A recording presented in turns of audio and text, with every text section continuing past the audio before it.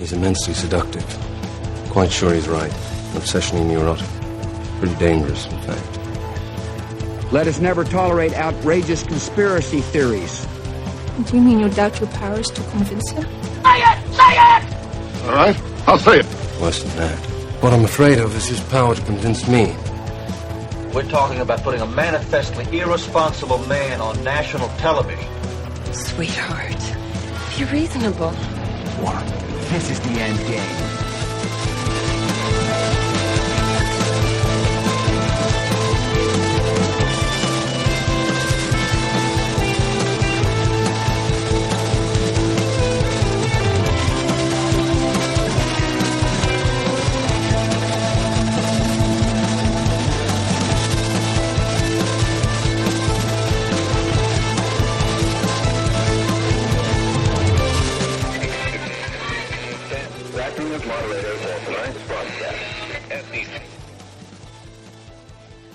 All right, everybody. It is Friday, May 9th, 2025, the 110th day of the Golden Age.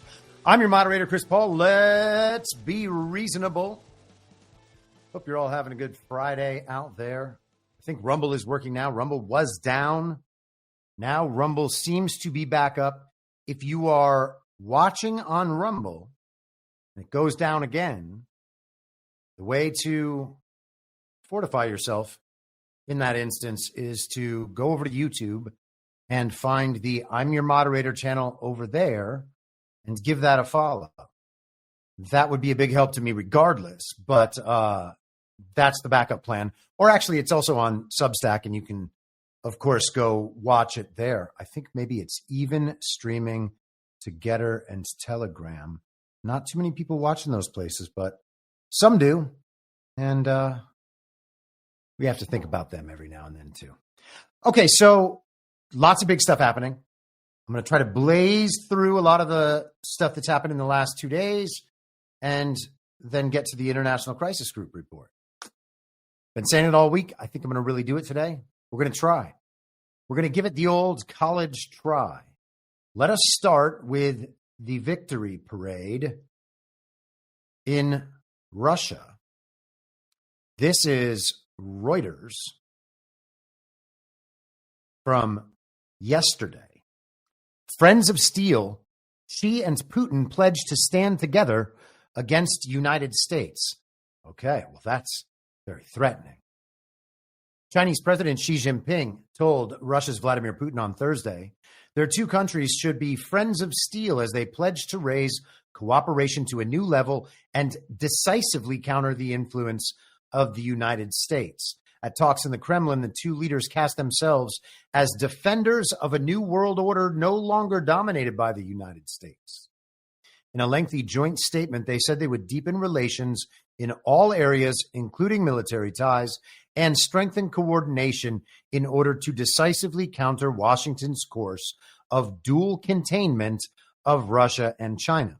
Now, not sure that's Donald Trump's course. It has traditionally been the course for the United States over these many decades, but most of that has been driven by the neoconservative project, which is the same as the global regime project. It's the same as the neoliberal project.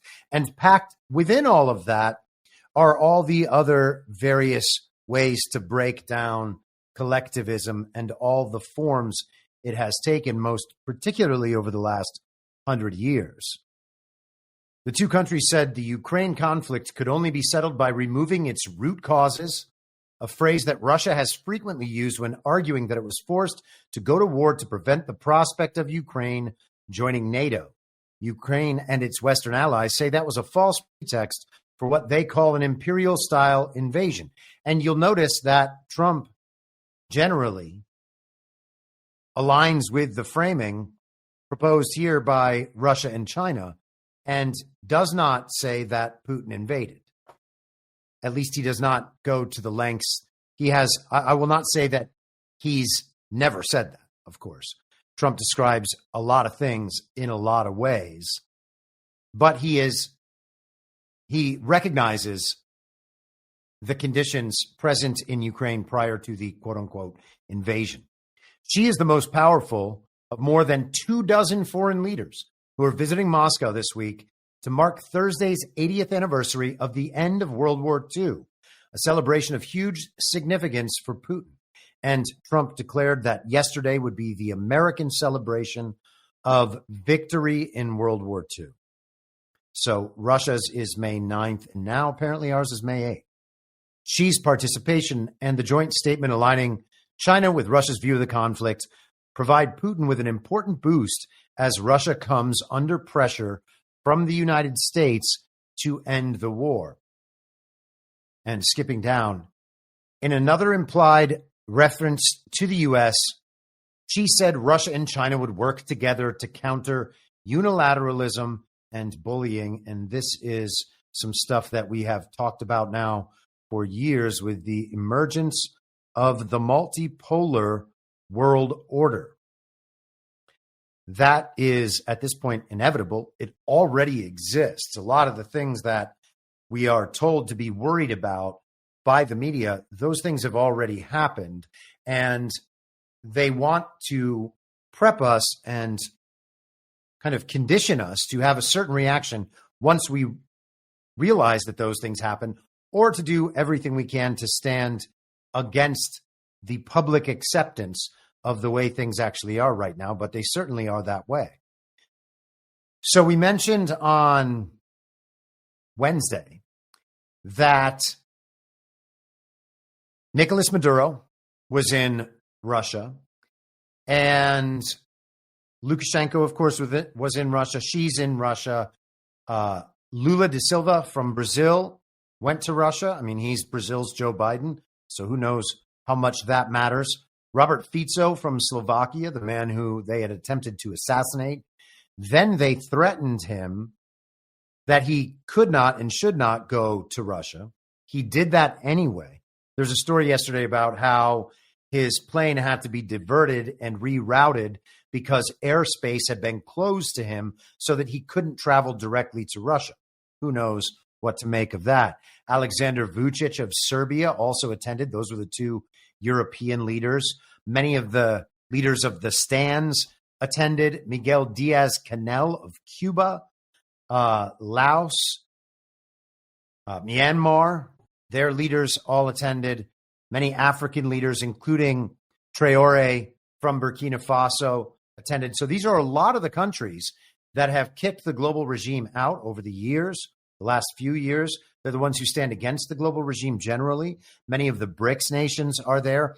I guess India was supposed to attend, but their delegation canceled at the last minute because of the war or something that's happening between India and Pakistan. And we talked about that a bit the other day. Xi and Putin, here's some video of Xi and Putin hanging out at the parade. Looking like they're having smiles,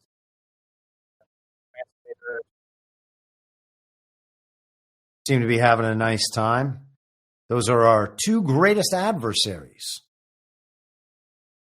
It's not Macron and Ursula von der Leyen and the people in Israel trying to cause war all over the Middle East. It's not those people. It's those guys right there. How could they? How can they just sit there together, laughing and smiling as if everything's going to be okay? This was some of Russia's parade, and we'll see. In 5 weeks, Trump has said we're having a parade. Maybe it'll be a lot like this. Maybe that'll be a great thing.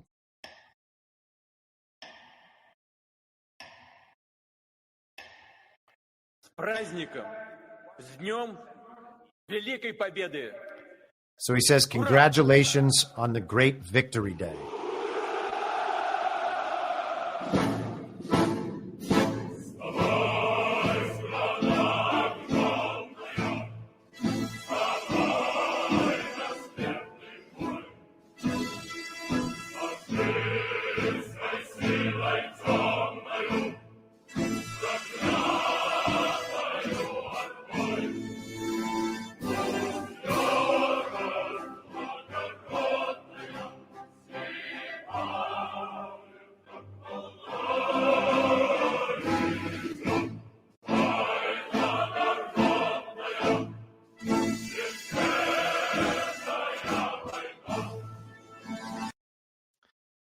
That's the most Russian thing that's ever happened. I mean, you look at that for 2 seconds, you're like, oh, that's got to be Russia. Turns out, yeah, it is. I mean, maybe that's all propaganda. Maybe it's all bullshit. Who knows? I guess we'll see in a month what the response is. There was I think it was on CNN the other day. Maybe it was Scott Jennings. You know, they always post Scott Jennings highlights every day as if he's like an NBA superstar or something. Says totally normal and mundane things to a bunch of whacked out TV communists. And everybody's like, oh, thank goodness this guy's around. While at the same time also mocking CNN because they put all this money in. They have all the pharma sponsorships. They've been around for about 20 years, like as a main force in the news, maybe longer than that. Obviously, I mean, I think that they started in the late 80s with Ted Turner or something. But the last 20 years, CNN has been like right front and center. 25 years, I guess we should say, of the public conversation. But no one really watches them anymore. So if some normie totally owns the libs on CNN, what difference does it make? The only difference it makes is if we go and share it all around. And for some reason, truthers still do that. I don't know. Some triggered person was just getting mad at me on Truth Social. They were a big fan of Fox News. They didn't like that I called Jeanine Pirro a TV character. We'll talk about that later. People in the truth community are keeping the mainstream media alive. It's incredible. Let us continue. So we have talked numerous times about His Majesty the Pope. That's not what they call him, right? His Excellency, is that what they call him? He has one of those names, right? Somebody, I hope that if there are Catholics in the audience, you will A, not be offended, because that would be ridiculous. And B, tell me what they call him. His papacy? Anyhow, this is how you know there's a new pope. You see some seagulls and white smoke. And then everybody cheers like they just won the Super Bowl.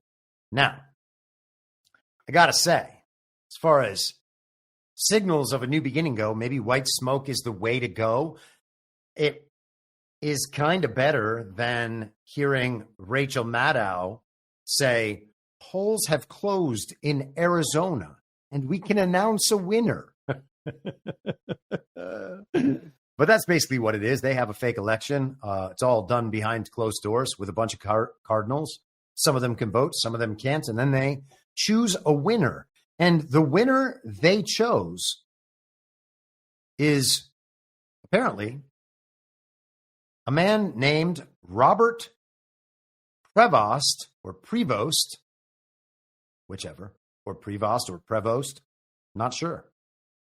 Pope Leo XIV looked the other way when confronted with child sex abuse allegations against priests in his Chicago church from the Daily Mail. Now, this did not just break yesterday. Of course, when a pope is named, stuff like this is going to go viral, but this has been reported since last year. Who knows if that was in anticipation of this man becoming the next pope? You never know how long in advance these things are planned out. Certainly, we have talked about death announcements being planned out in advance. The people who are actually in control of all these situations know what's going to happen. And I think that we can say that with some degree of confidence, generally speaking. It's true of world elections. It's true of choosing the next pope.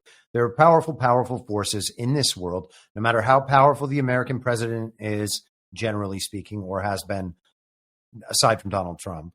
No matter how powerful the pope is, there are still systems of power above that. And so if there was any hint that this man might be chosen, the counter strategy would be then to seed media stories that upon his choosing, people would find and then allow to shape their opinion of the new pope. Now, is this representative of who this pope is? I have no idea. We're going to have to wait and find out. Maybe some of you know. If you know, by all means, let the chat know, and I'll try to take a look. But I just heard of this guy yesterday, and I'm guessing that many of you just heard of him yesterday as well. I did see, however, that Steve Bannon said that he wanted Cardinal Sarah, that's the African cardinal who was mentioned as one of the finalists. Another finalist, by the way, his name is one of the greatest names ever. It's Pierre Battista Pizzaballa. Pierre Battista Pizzaballa. I've been saying that over and over in my head all day and just laughing at it over and over again. Pierre Battista Pizzaballa, which is better than yesterday, because yesterday I had the chorus of Kanye West's new song stuck in my head. And if you're familiar with the song, you know what that is. And you don't want that in your head all day. It is infectious. I'm sure he meant to do that. He's the best at doing it. And boy, did he do it. But so Bannon wanted Cardinal Sarah. That's what he said. But he said last week that a dark horse candidate for the new pope would be Robert Prevost. We're going to call him Prevost. That's what I'm going to go with. 4 choices. Going to go with that one. If I'm wrong, so be it. How does Steve Bannon know that? Now, if you're me, you think Steve Bannon has an inside track to some information out there in the world that's being processed and dealt with at a very high level. I think that he is upstream from us and upstream from the mainstream media. We, unfortunately, are downstream from the mainstream media, and we can do everything possible to do the best we can, analyzing all of the open source intelligence that's out there, all the media, all the rumors we hear, everything that comes our direction. But we will never be upstream where people making decisions know things, nor will we be at that first level below that where the messages begin to be formulated and disseminated. So if you think of Steve Bannon that way, maybe you think they did know this in advance. Steve Bannon knew it in advance. And some of the detractors of the new Pope Leo XIV are just kind of running interference on all these things. And then you would apply the same thing to his posts on Twitter. Now, I know that that's not the sort of explanation a lot of people are going to get down with, and that's fine. It's just a possibility among other possibilities, information among other information. It's one way to analyze the situation. His Twitter used to be filled with support for liberal causes, support for the COVID agenda, etc. On the other hand, he's against abortion and apparently was a registered Republican and voted in Republican primaries. So the whole thing's very strange. It's hard to know what to make of him. And then we have a story like this. So let's just get into this and we'll go through it quickly. The newly elected Pope Leo XIV is facing accusations of looking the other way when confronted with child sex abuse allegations against a priest. I don't know if this is priest or multiple priests. In his Chicago and South American churches, it has emerged. Robert Prevost, who became the first North American pontiff on Thursday, was accused by a survivors group of failing to act upon allegations of abuse in the U.S. and Peru, concerns they relayed to the cardinals who selected him. So not only did Prevost know, all the cardinals knew as well and chose him anyway. Does that mean that something corrupt is happening and that the church has not learned its lesson from past sex abuse scandals? Could be that. Or it could be that they know these allegations aren't to be taken seriously. And they would be in a better position to know than I certainly would. And I'm guessing many of you as well, because this is what we have to go on. And it's not much. Prevost was said to have looked past allegations in Chicago, where he grew up, after Augustinian priest Father James Ray was allowed to live at the St. John Stone Priory in Hyde Park, despite having been removed from ministering to the public years prior over accusations of abusing minors. the new pope allegedly didn't notify the heads of St. Thomas the Apostle Catholic School, an elementary school half a block from the friary, because the church said at the time Ray was supposed to be closely monitored in the friary. Prevost also faced criticism for not having opened a formal church investigation into alleged sexual abuse carried out by two priests in the diocese of Chiclayo, Peru, which he led from 2014 to 2023. SNAP and other groups say they had made the 135 eligible cardinals who selected him well aware of Prevost's alleged inaction on the allegations. So I suppose that we will probably get more information on this in the future. And for now, we're just going to have to wait and see. I'm sure Catholics probably have additional insight into this. I am not a Catholic. Matt Walsh posted yesterday that if you are a Catholic, then you understand this as ordained by God. And so parsing his political statements doesn't make a lot of sense. And then immediately in the next post, he began to parse the Pope's politics. So I'm not sure exactly what to make of that. I think we had, oh no, we don't have any more Pope stuff. We're going to move on from the Pope. And a couple weeks ago, we talked about how the Pope, Pope Francis, had replaced Pope Benedict in what many call a color revolution, or that style of replacement. Make sure to get rid of this leader, however necessary, and replace him with someone under control, someone who's meant to be in that position for another reason besides getting the position legitimately and then serving with the full authority of that position. And I compared that situation to Joe Biden. And like Biden, the Pope didn't even live at the normal papal residency. And so I think it's very funny to consider the possibility that the patterns we've seen in the United States, the patterns we've seen in Brazil and elsewhere might be repeated at the Vatican. And one last thing, actually, somebody mentioned this in my Telegram chat yesterday. I can't remember who it is. I think it was Spetzel or EC. Very good observation, very astute observation, that the Vatican is one of the three city-states, Washington, D.C., the city of London, and Vatican City. And if you are attuned to that theory, the financial center is the city of London. The military center is Washington, D.C. Military and governance center is Washington, D.C. And then kind of the spiritual and cultural center would then be at Vatican City. And so the American Pope at Vatican City on the same day, and we will talk about this in just a few minutes, on the same day that Trump's big announcement turns out to be a trade deal with the United Kingdom. So does that mean that the UK has been put into submission? If you go along with the submission theory that was put out there many years ago, I think it's probably downstream from the Q operation, though I've seen it proposed separately, and it's certainly easily analyzable without that background, just considering that maybe Russia and China aren't the villains the propaganda media tells us they are, considering that the propaganda media lies about absolutely everything, and not only lies, but inverts everything.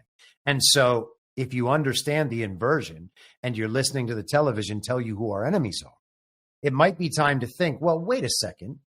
They say our government are our friends and those governments actually hate us. But we know our government censored us and debanks us and tried to poison us and certainly poisons the food. And you can just go on down the list. So maybe that other government that we're told hates us, maybe it's just reversed. And then you can begin putting it together that way. And we've spent ample time on this podcast over the years talking about things exactly like that. So Trump's in control of Washington, D.C. We saw that in January. Trump is king of the world. We've seen that a couple of times. Make of that what you will. I'm just saying what the optics are. We have the takeover of the Vatican, potentially with this American Pope, and we have the trade deal in the UK that not only pulls the UK closer to our center of gravity rather than the other direction. It also drives a wedge between the UK and the EU, and we'll get to some of that too. All of it's super interesting as far as I'm concerned. Now, I want to play a couple quick video clips kind of along these lines that I think are really interesting, to be honest. And this is actually, let's start with the Trump one. I was going to go the other direction, but let's start with Trump. I was going to do that in my first month of my second term, but my second term got delayed 4 years, unbelievably. So it would have been done. So he's talking about fixing the air traffic control system, and that was Transportation Secretary Sean Duffy about to give a speech on that issue. Trump says it would have been done in the first month of my second term, but my second term was delayed 4 years. This is Scott Bessent in a hearing with Congressman Meeks. And this, I thought, was fantastic. And if you're watching and not listening, you'll be able to see Bessent's facial expression, which is priceless. President in 2024. One believes President Biden. One believes? You one of those non-believers that the American people didn't vote? How about that? And how about the reaction, too? Are you one of those people that believe the American people didn't vote? I doubt that he believes the American people didn't vote. I think he probably just knows that they voted in a fake election. Our elections are fake. They're all fake. Donald Trump says they're all fake. Donald Trump says the election he was in was fake. They're fake elections. And so after that, it's just a power struggle. It's a leverage play. Will the global regime and their uniparty faction in the United States be able to prop up a fake presidency like Joe Biden? And will the media go along with them? And will the people accept that and believe it or not? That's all it comes down to. And just as a reminder, here's Donald Trump talking about those fake elections from last year. Sports has always been something that Americans rally around to come together. They really do. You won the popular vote. You won all the swing states. But still, Kamala Harris got 75 million votes in the country. Well, if you believe the whole thing. Yeah. Okay. Let's just say it is ridiculous. That the election was as it was. Excuse me. There are 7 swing states. I won them all. You did by a lot. But let me just get to the dismount here. And I won the popular. Have you thought about how to try to bring the country together? The whole thing was ridiculous. What else needs saying? So we talked the other day about Ed Martin and his nomination for U.S. Attorney for the District of Columbia. Yesterday, that was withdrawn by Donald Trump. And let's go to that first.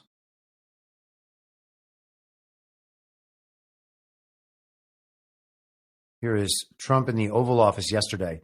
This is from the same press conference, press event for the announcement of the trade deal. You're nominee for U.S. Attorney of D.C.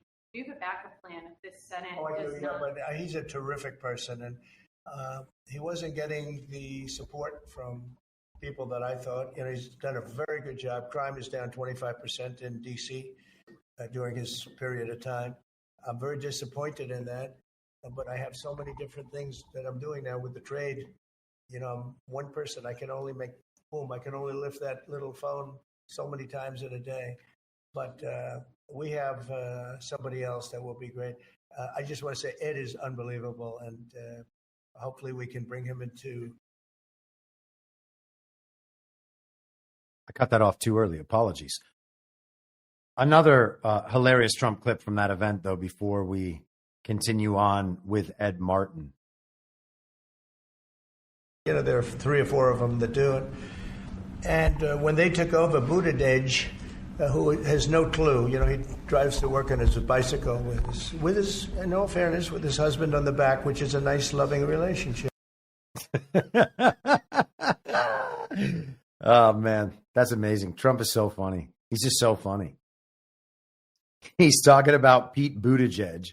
He calls him Buttigieg, and he says he's got no clue about transportation, of course. He rides to work on his bicycle, in all fairness, with his husband on the back. It's a good, loving relationship. All right. Hilarious. But back to Ed Martin. After the withdrawal of the Ed Martin nomination, Trump went ahead and nominated to the same position, or appointed to the interim position. And I guess that makes her the nominee if she's confirmed. But he said on Truth Social in the evening yesterday, I'm pleased to announce that Judge Jeanine Pirro will be appointed interim U.S. attorney for the District of Columbia. Jeanine was assistant district attorney for Westchester County, New York, and then went on to serve as county judge and district attorney, where she was the first woman ever to be elected to those positions. During her time in office, Jeanine was a powerful crusader for victims of crime. Her establishment of the Domestic Violence Bureau in her prosecutor's office was the first in the nation. She excelled in all ways. In addition to her legal career, Jeanine previously hosted her own Fox News show, Justice with Judge Jeanine, for 10 years, and is currently co-host of The Five, one of the highest rated shows on television. Jeanine is incredibly well qualified for this position and is considered one of the top district attorneys in the history of the state of New York. She is in a class by herself. Congratulations, Jeanine. And so another television character and another cast member of Fox News has been plucked from the television and placed within the Trump administration. The newest member of the fantasy team is Jeanine Pirro. Maybe this will be excellent. I'm sure that she's a competent person. I know a lot of people like her on Fox News. It is very strange, however, that such a large number of members of the administration are Fox News cast members. That's just strange. Sean Duffy's one. Brooke Rollins is one. Pete Hegseth is one. Tulsi Gabbard and Robert F. Kennedy have certainly spent enough time on television, although RFK not so much on Fox News. Tulsi Gabbard used to sit in for Tucker Carlson. And, of course, all these people are cast members of the Tucker Carlson show as well. So it's a very strange job. Might be good, might be bad. Don't know. Is he pulling these people out of these positions to reduce the interest in Fox News? Entirely possible. I don't know that to be true, but it's entirely possible. Is he doing it to spotlight some of these people? Maybe. Is he doing it because they're excellent communicators and they can deliver the messaging properly to the American people? I think that might be the most likely answer. Not necessarily sure that's true, but I think that that's probably the case. And so Judge Jeanine will do that from this position for the next 120 days. Maybe there are certain tasks that she's going to be perfect for in the role as U.S. Attorney for the District of Columbia. We shall see. Now, it's interesting. Trump withdrew the nomination and placed another person as the interim rather than let the period expire so that Judge Boasberg would then pick whoever the next U.S. attorney would be. That would be a bad situation because the president would then have to nominate someone and have the Senate confirm that person to end up replacing the Judge Boasberg selection. So this was a move to prevent that.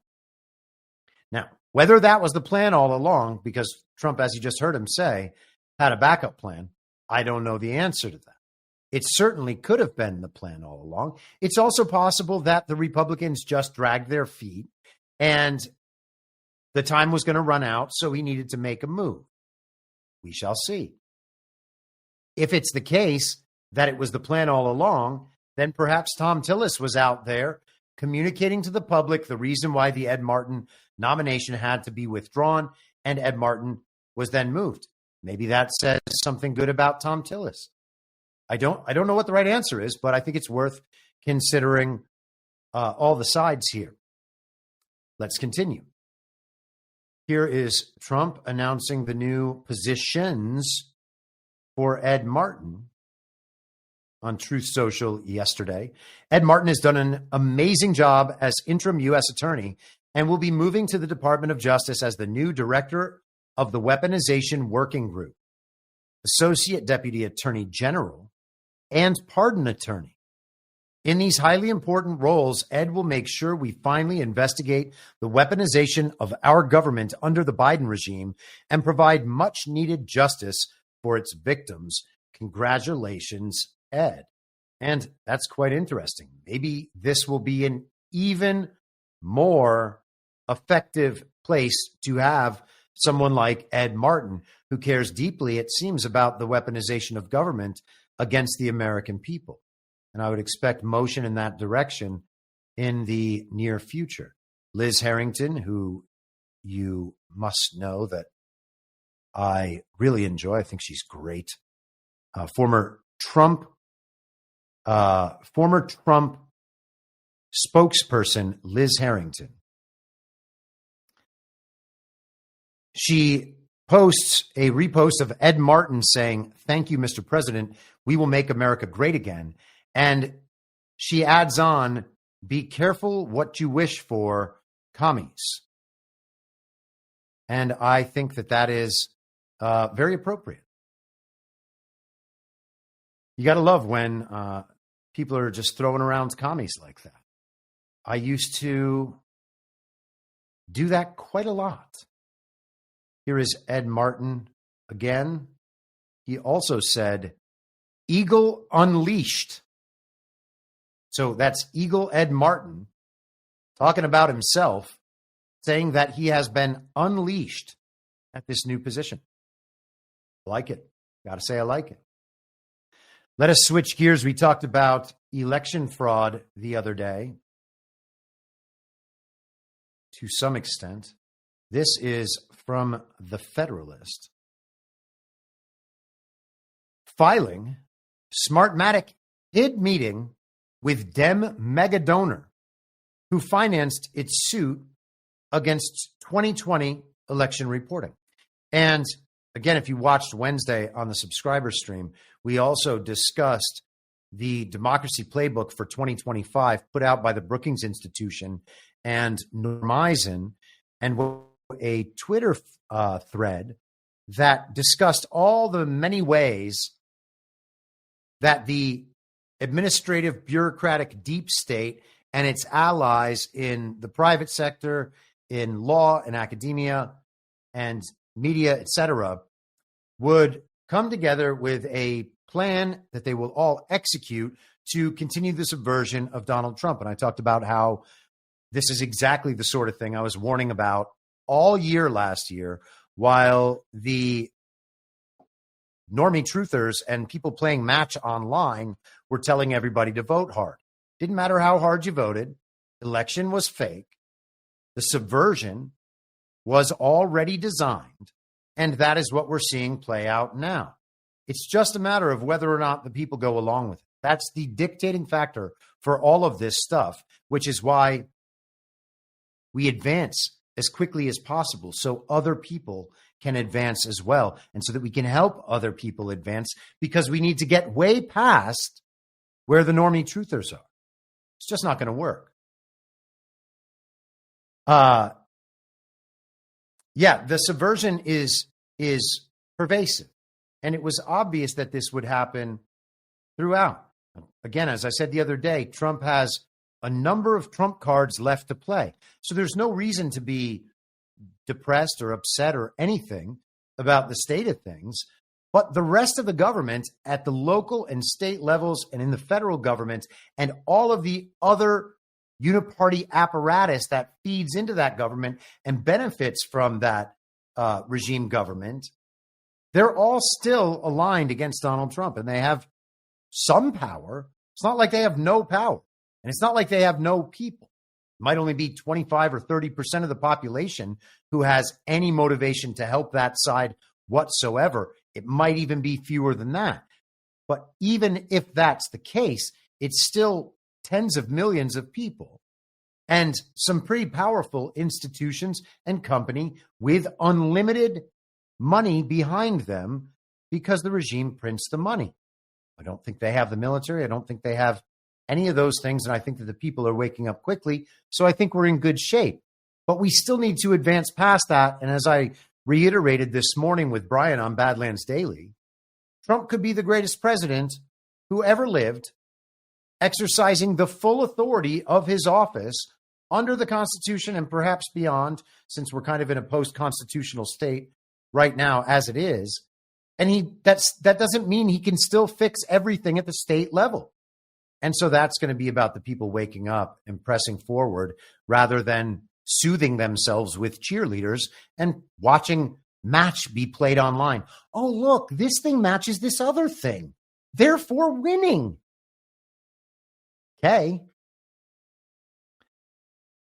Smartmatic, the electronic tabulator company suing Fox News for alleged defamation following the 2020 election, failed in a February court hearing to disclose a meeting with Democrat megadonor Reid Hoffman. Newly unsealed court documents allege. And it's also worth remembering, I mean, the Epstein thing this week, let's steer off into the Epstein zone for just a second, because Reid Hoffman is reportedly one of the people involved with Jeffrey Epstein. And this week we had James O'Keefe, formerly of Project Veritas, now O'Keefe Media Group, telling us that he had such incredible bombshell breaking news to deliver to the American public in the form of hidden camera videos that he was fearing for his life, and let us know he was not suicidal. And I'm glad to know that James O'Keefe is not suicidal. I think that James O'Keefe, he's a guy I respect. I think he's done a lot of great work. I think some of that, or maybe even all of it, is a very clever way to disseminate whistleblower testimony from within organizations while giving some plausible deniability to the whistleblowers. Makes them look like they were kind of, they were just they got an online date, and that online date went out with them, started asking all these questions, and they were very, trying to be very impressive. And so they gave up all the inside info. Totally possible. Totally possible. It's also possible it's all a massive, very clever, very well orchestrated info op to allow whistleblowers to bring their stories to the public in a way that'll go viral and that people will understand. And that can be a good and wonderful thing that James O'Keefe deserves our respect and gratitude for. Okay? So nothing against James O'Keefe. But the two bombshells that he promised this week were total flops. The first was a hidden camera video of a man named John Bryan, who I guess had an affair with, I think it's Sarah Ferguson or something like that. Andrew's wife. I care very little about the royal soap opera. We have our own soap opera to deal with here. But the major claim was that this man on hidden video claimed that Prince Andrew was having sex with minors. Of course, that's disgusting if it's true, and we've heard that it's true from people like Virginia Giuffre, etc. And we don't necessarily know the validity of those claims. You know, a lot of what people think is true in this situation is the substance of that are claims made in lawsuits and in testimony and in depositions. All of it might be true, but it's not like no one's ever lied in a lawsuit, and it's not like no one's ever lied in a deposition. We're talking about things getting played out at a very high level. Regardless, John Bryan made those claims. John Bryan was trying to be the most impressive guy that anyone's ever heard of in that 5-minute clip. And he comes across as totally unbelievable and actually makes the underlying claims less believable because he is so over the top about them. So that was day one. And by the way, this entire time, Alex Jones was serving as the hype man, but also as James O'Keefe's kill switch. In case anything happened to James O'Keefe, Alex Jones was going to release the information. And so yesterday there was meant to be a follow-up, another bombshell revelation. And the bombshell revelation was exactly what Pam Bondi went out on television and said to the public on Wednesday morning. She had said it in a hidden camera video, and the story then had to shift to, isn't it strange she just said something like this to a stranger? Maybe it's strange, or maybe it's nothing. Maybe she has no problem talking about tens of thousands of photos and videos, hours of video footage of Jeffrey Epstein and abused minors. Okay? She says that's what the FBI is going through now. Maybe that's all true. Or maybe just got to be prepared for it, because this is one of the Epstein stuff has been hyped absolutely everywhere. Fox News, Tucker Carlson, all sorts of locations. And we've heard about it and we've gotten a rug. And we've heard about it and we've gotten a rug. And we've heard about it and we've gotten a rug. And that process has been playing out for like the last 5 or 6 years. Rug after rug after rug after rug after rug. Okay? The Epstein files release, as we saw a few weeks ago, was a rug.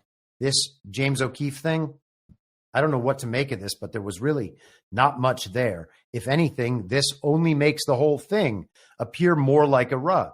And so just, word to the wise, when things are going this strangely and are not really working out in the way one might imagine they would, take a step back and observe rather than participate. Snowcat operator in the chat, 5 subscriptions gifted. Thank you very much for that. And I would imagine that the people in the chat who just snagged those are thanking you for that as well. And I do see some thank yous for that. That's nice. It's nice when everyone's nice. It's nice when everyone is nice to Snowcat, who's my pal. And good to see you at the last start, my friend. Also, if you can, go ahead and hit the thumbs up as you are watching this, if you are watching on Rumble, or I guess if you're watching somewhere else as well. But that stuff is probably not terribly helpful because my channel is so small, but maybe it helps the channel grow, and I would appreciate it. Let's get back to the article on Reid Hoffman, however. Who knows if the Reid Hoffman aspect is a rug as well. Following the 2020 election, both Fox News and Newsmax, quote, hosted commentators who aired concerns that tabulators were not secure, were vulnerable to voter fraud, and had possibly changed Trump votes to Biden votes, as described in these pages by Logan Washburn. Smartmatic sued, arguing the comments amounted to defamation. Fox previously settled a suit with Dominion Voting over similar allegations, while Newsmax recently settled with Smartmatic for $40 million. As Washburn reported, Fox had previously expressed concerns about a deep-pocketed third party behind the suit, allegations that Smartmatic denied in 2023, according to Reuters. But reporting from the Washington Post revealed Hoffman invested millions in Smartmatic as the company sued news outlets for their reporting about the 2020 election. In July 2024, the Post reported that Hoffman had, quote, connected with Smartmatic chief executive Antonio Mujica, I think it's Mujica, but it might be Mujica, through friends of friends, and was, quote, boosting its lawsuit against Fox. Now, I think maybe the Smartmatic one is separate, but the Fox Dominion lawsuit was a complete and total farce. In the discovery for that lawsuit, it was clear from Dominion's own discovery documents that their systems were incapable of providing a reliable result that accurately reflects the will and intent of the voters. And that, all by itself, should be enough to get Fox off in a defamation lawsuit. But instead of that, they settled for an enormous amount, $787 million, more than Dominion is even worth. And that seems like a friendly lawsuit. And perhaps this one is as well. And again, I'd remind you that perhaps, just perhaps, Fox News is not our best friend. So there's that aspect.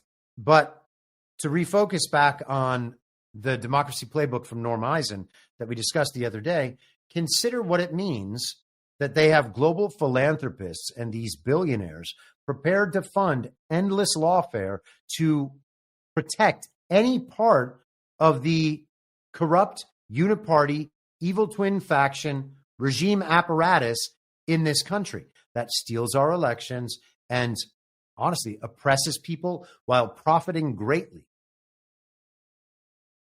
This amount of wealth allows for that lawfare to happen.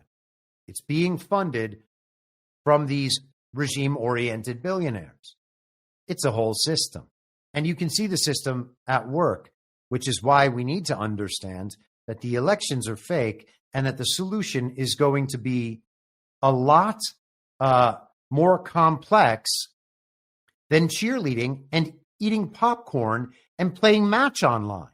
Now, if you have a busy life and you just want to stay positive about all this stuff, that's fine. But if you're trying to inform yourself so that you can make good decisions in the future and so that perhaps you can lead your family someplace to a better place in the future, or take an active role in your community and be helpful, then it's probably important to actually understand the system, which requires learning about it and analyzing it rather than applauding whatever the television does because it matches something you saw 7 years ago. Just saying. In the chat, Polymathanon, $5. Everyone in this chat is great. Just saying. Even APL agrees with that. Wow.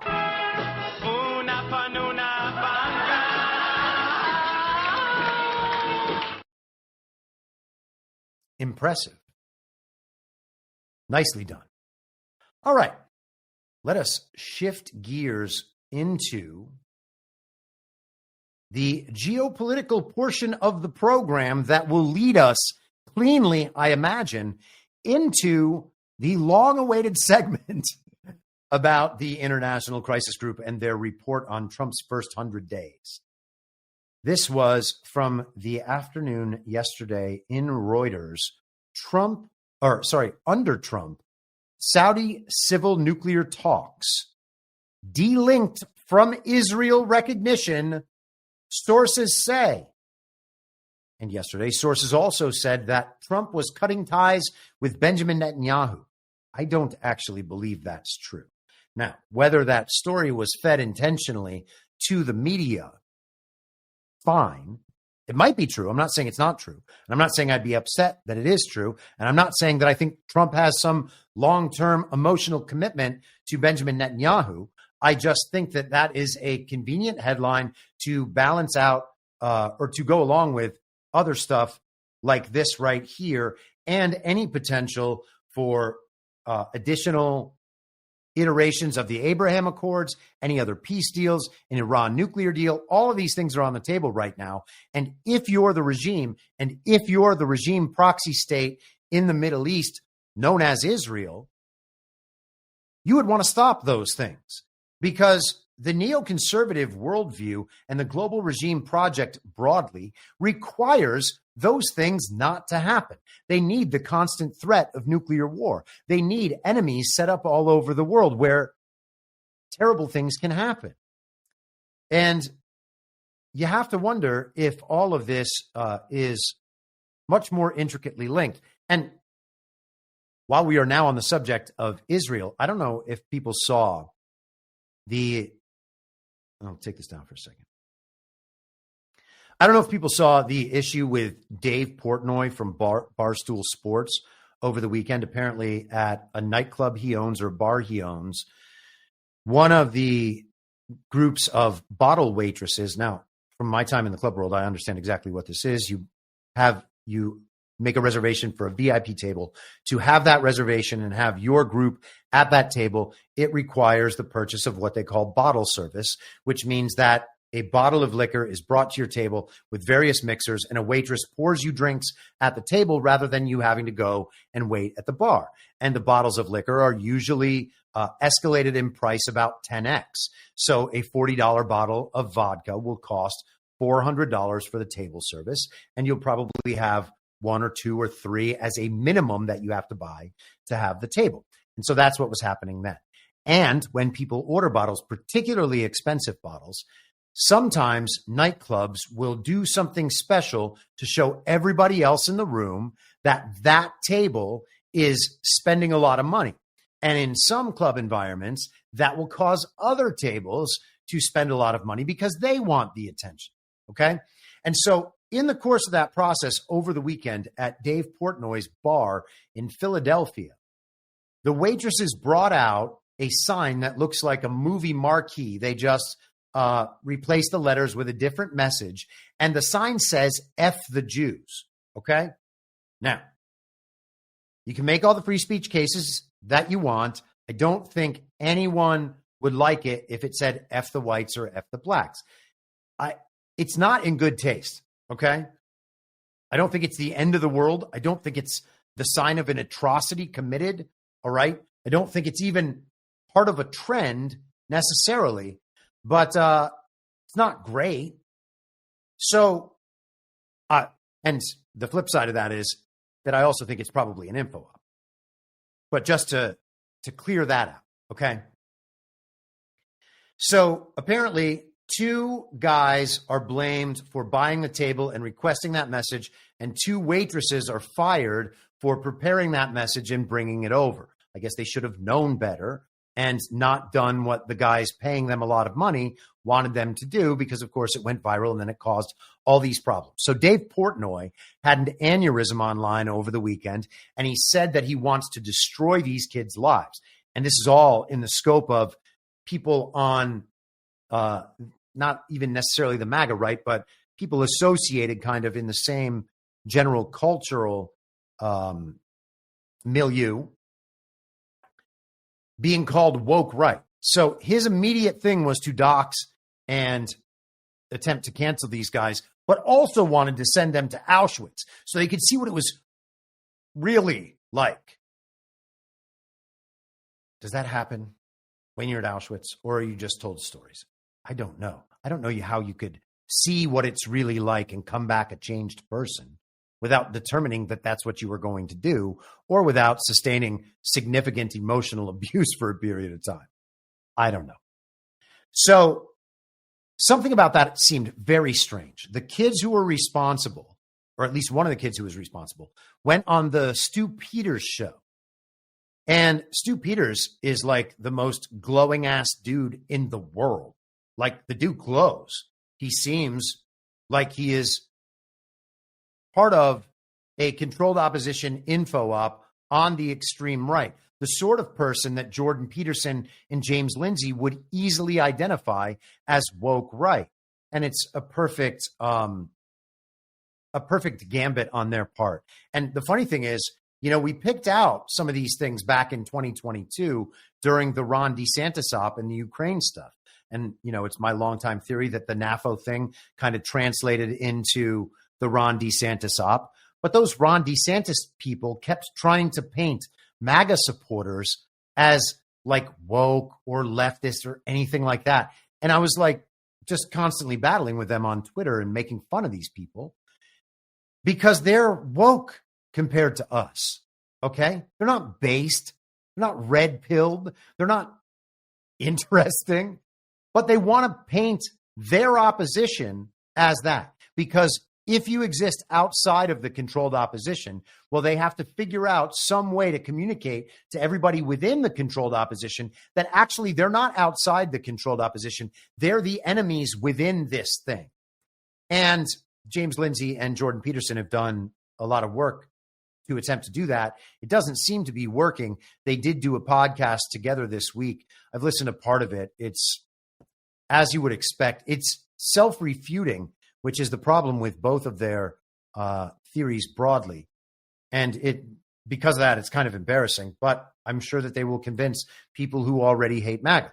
Now, aside from that, there are really people in a pro-Nazi, anti-Israel op that is controlled opposition, so that the stories of atrocity, when they come, will be believed because everybody's witnessed it online.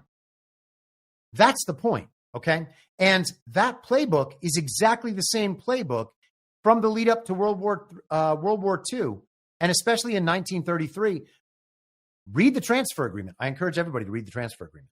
It's written by a Zionist. It's in its 3rd edition. The epilogue is written by the former head of the ADL, Abe Foxman. Okay. So it's as Zionist regime approved a book as you could ever come across.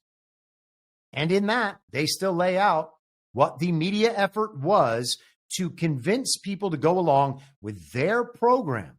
Their plan was a partnership between the Zionists and the Nazis to confiscate the property of European Jews and move them down to Palestine to establish the quote-unquote Jewish ethno-state that they now call Israel.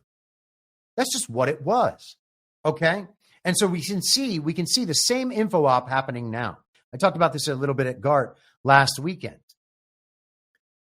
When we look back on 2020 and the Black Lives Matter movement broadly, where are the atrocities? Okay, now I'm not saying nobody ever died, nobody was ever hurt. I'm not saying racism's not real. I'm not saying no white man's ever attacked a black man. Okay? But did we have this massive wave of atrocities in our society? No, we did not. No, we did not. That's why they had to invent so many of them. And that's why they had to go so strong on the cultural stuff. That's why they had to stoop as low as, what do they call it? Cultural appropriation. They just had the Met Gala thing on Monday night, and the theme of the Met Gala was dressing like black people. The same people who castigated everyone for cultural appropriation made the theme of the Met Gala dressing like black people. They called it black dandyism because you dress like a dandy, like all the I don't know what you call it, the flashy dressing. That was what the Met Gala, which is supposed to be the most high fashion thing imaginable. That's what it was all about. Anyhow, there is a real purpose for that op. That op exists. It's funded. It's coordinated. You can watch with the timing of the messaging. Okay? It's not a mistake that it's out there. Now, yesterday, Kanye released that song. And it's, I'm going to get myself canceled. It's called Heil Hitler. Okay? That's what the Kanye song is called. And it says that in the chorus over and over again. And of course, it says the N-word throughout. And I would imagine, sorry, I was trying to recollect my thoughts. I would imagine that that song was known about by people like Dave Portnoy. And the op in the club to bring the sign out that says F the Jews would then thwart the Kanye West song preemptively. I believe it's a preemptive first strike info op to make it so that DJs in clubs all around the country this weekend are going to be afraid to play Kanye West's song because Dave Portnoy has told absolutely everybody that if you do this sort of thing in the club, we are going to destroy your life. So we will see. I would guess that tomorrow and Sunday, we are going to see a whole lot of viral videos of clubs playing that new Kanye song. And maybe next week we will have endless think pieces. What could be better than endless think pieces? Valesco 16 in the chat, $5. Newark, New Jersey mayor just arrested for trying to break into ICE facility. And I'm going to assume you mean Immigration and Customs Enforcement, and he's not just renting a snow cone machine for the weekend, although that would be a lot more fun. Maybe he should do that. Maybe that would be better. Maybe people would like that a lot more. Oh, well, let's actually, let's pause for a second and then we'll get into the Saudi and Israel stuff. Let's bring you a word from Truth Social. And as I said before, I'm on Truth Social. I like Truth Social. You can find me on Truth Social, as it says on the screen, at I'm Your Moderator. But if you're looking for a great place online for news, discussion, and entertainment, then check out Truth Social, Donald Trump's social media website. You'll get breaking news stories and commentary from top media figures and also people who seem to be shadow banned on the platform like me. If you want to see Trump's legendary Truth Social posts, then get on Truth Social today. Join a growing community of patriots on a free speech platform designed to avoid censorship and cancellation by big tech. Make your voice heard. Join the movement. Join Truth Social. And I think for the most part, they are a pretty good free speech site. And it's a good thing that there is this kind of outpost in case it's ever needed, in case the mainstream social media platforms bring their censorship back more into the fore. And honestly, Twitter's not a free speech site. You know, people complain, hey, I saw a post get hidden behind a sensitive warning on Truth Social. Yeah, well, you don't see that on Twitter. You also just don't see the posts at all. Remember, freedom of speech, not freedom of reach, is what they promise. You can post whatever you want sometimes, but they have very advanced algorithms to make sure that no one ever sees it. So what are you left with? I don't know. I think the free speech alternatives are better when you can use them. And so I would encourage people to do that. And as I said, I'm on there. I spend most of my time on there and on Telegram. So let's get back to this Reuters article. Under Trump, Saudi civil nuclear talks delinked from Israel recognition, sources say. The United States is no longer demanding Saudi Arabia normalize ties with Israel as a condition for progress on civil nuclear cooperation talks. Two sources with knowledge of the matter told Reuters ahead of U.S. President Donald Trump's visit next week. Now, we're already into the land of two sources familiar. There's no reason to believe that this is definitely true. We're going to go over it because this is what we're being told. This is part of the narrative now, and we'll see how the narrative effects play out and the balance of power shifts, the balance of these negotiations. Maybe it makes a difference. Maybe it doesn't.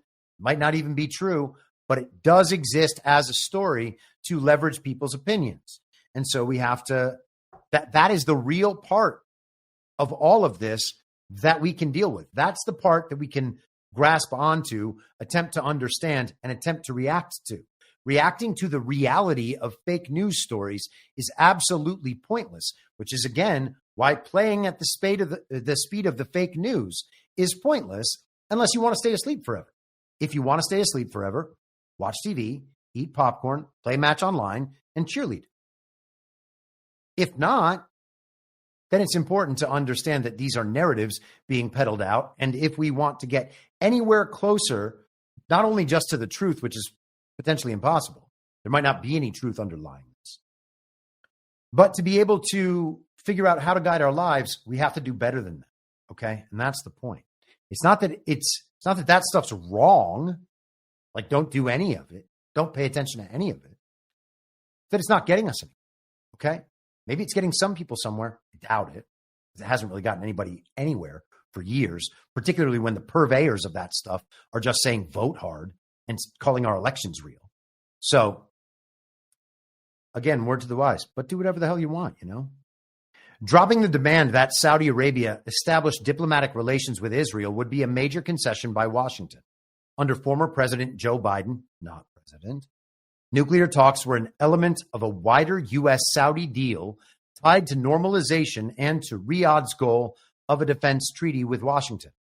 The kingdom has repeatedly said it would not recognize Israel without a Palestinian state, frustrating Biden administration attempts to expand the Abraham Accords signed during Trump's first term. Under those accords, the United Arab Emirates, Bahrain, and Morocco normalized relations with Israel. Progress towards Saudi recognition of Israel has been halted by fury in Arab countries over the war raging in Gaza. The nuclear talks also stumbled over Washington's non-proliferation concerns.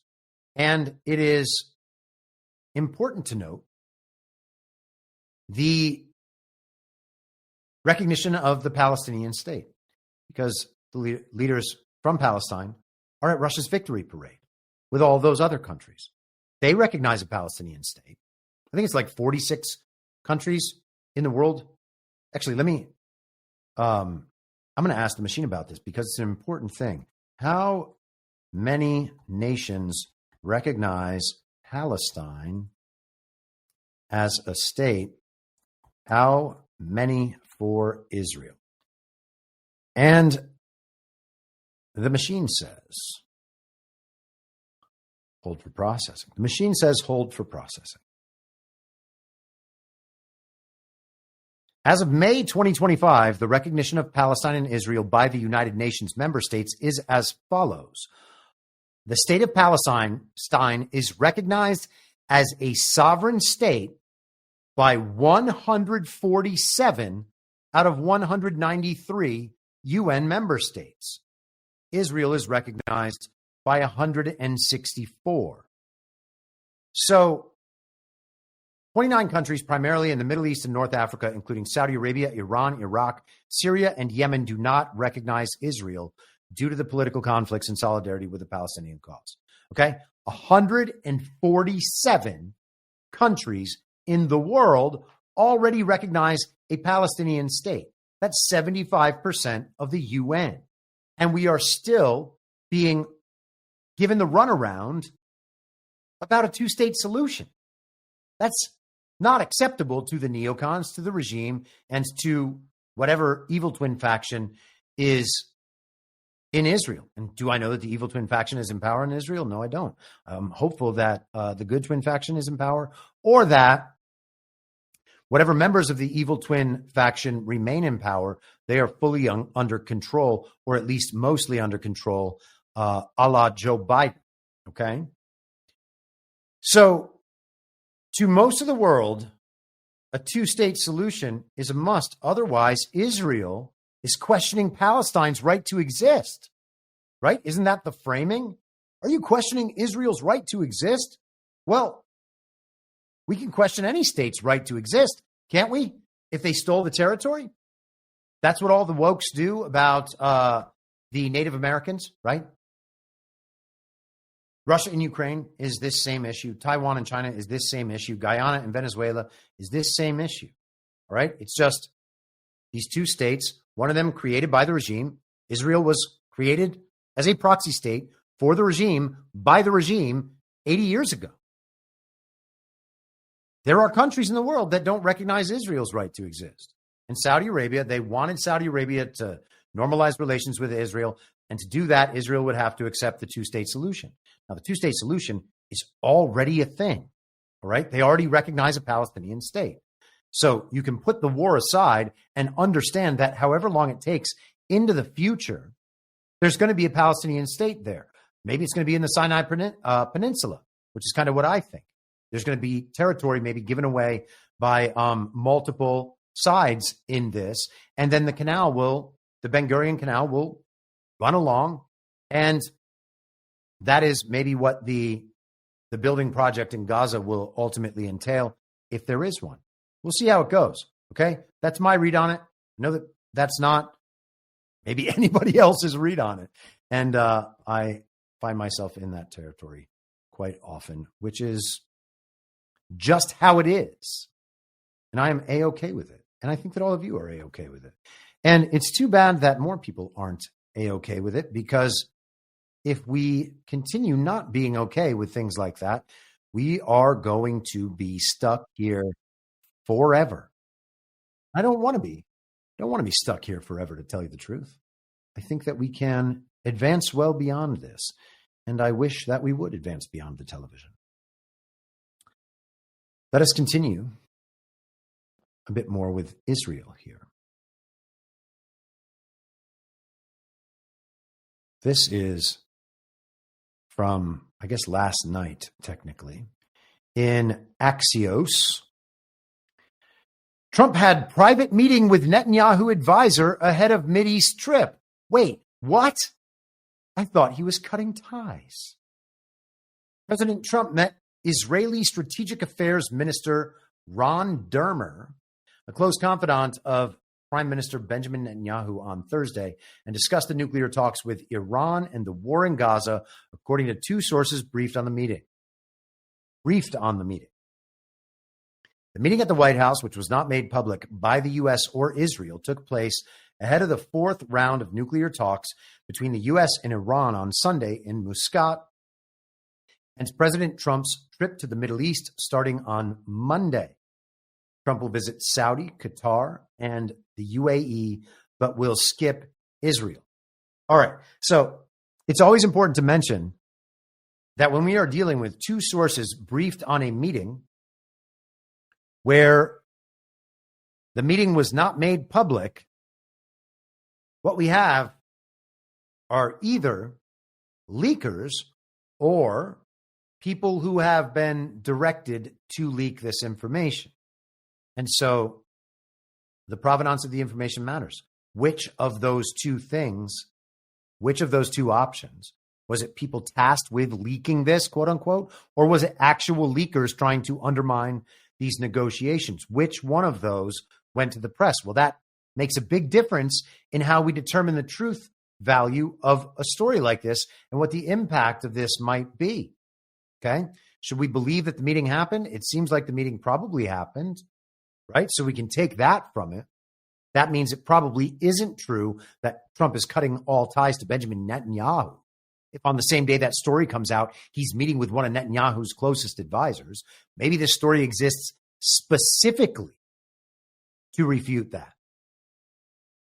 Let us continue. The meeting is somewhat unusual in that presidents don't typically meet with foreign officials who are not the head of state or government. It took place 2 days after Netanyahu and his team were blindsided by Trump's announcement of a truce with the Houthis, exposing the gaps in trust and coordination between the administrations. Okay. If they were blindsided. I doubt that.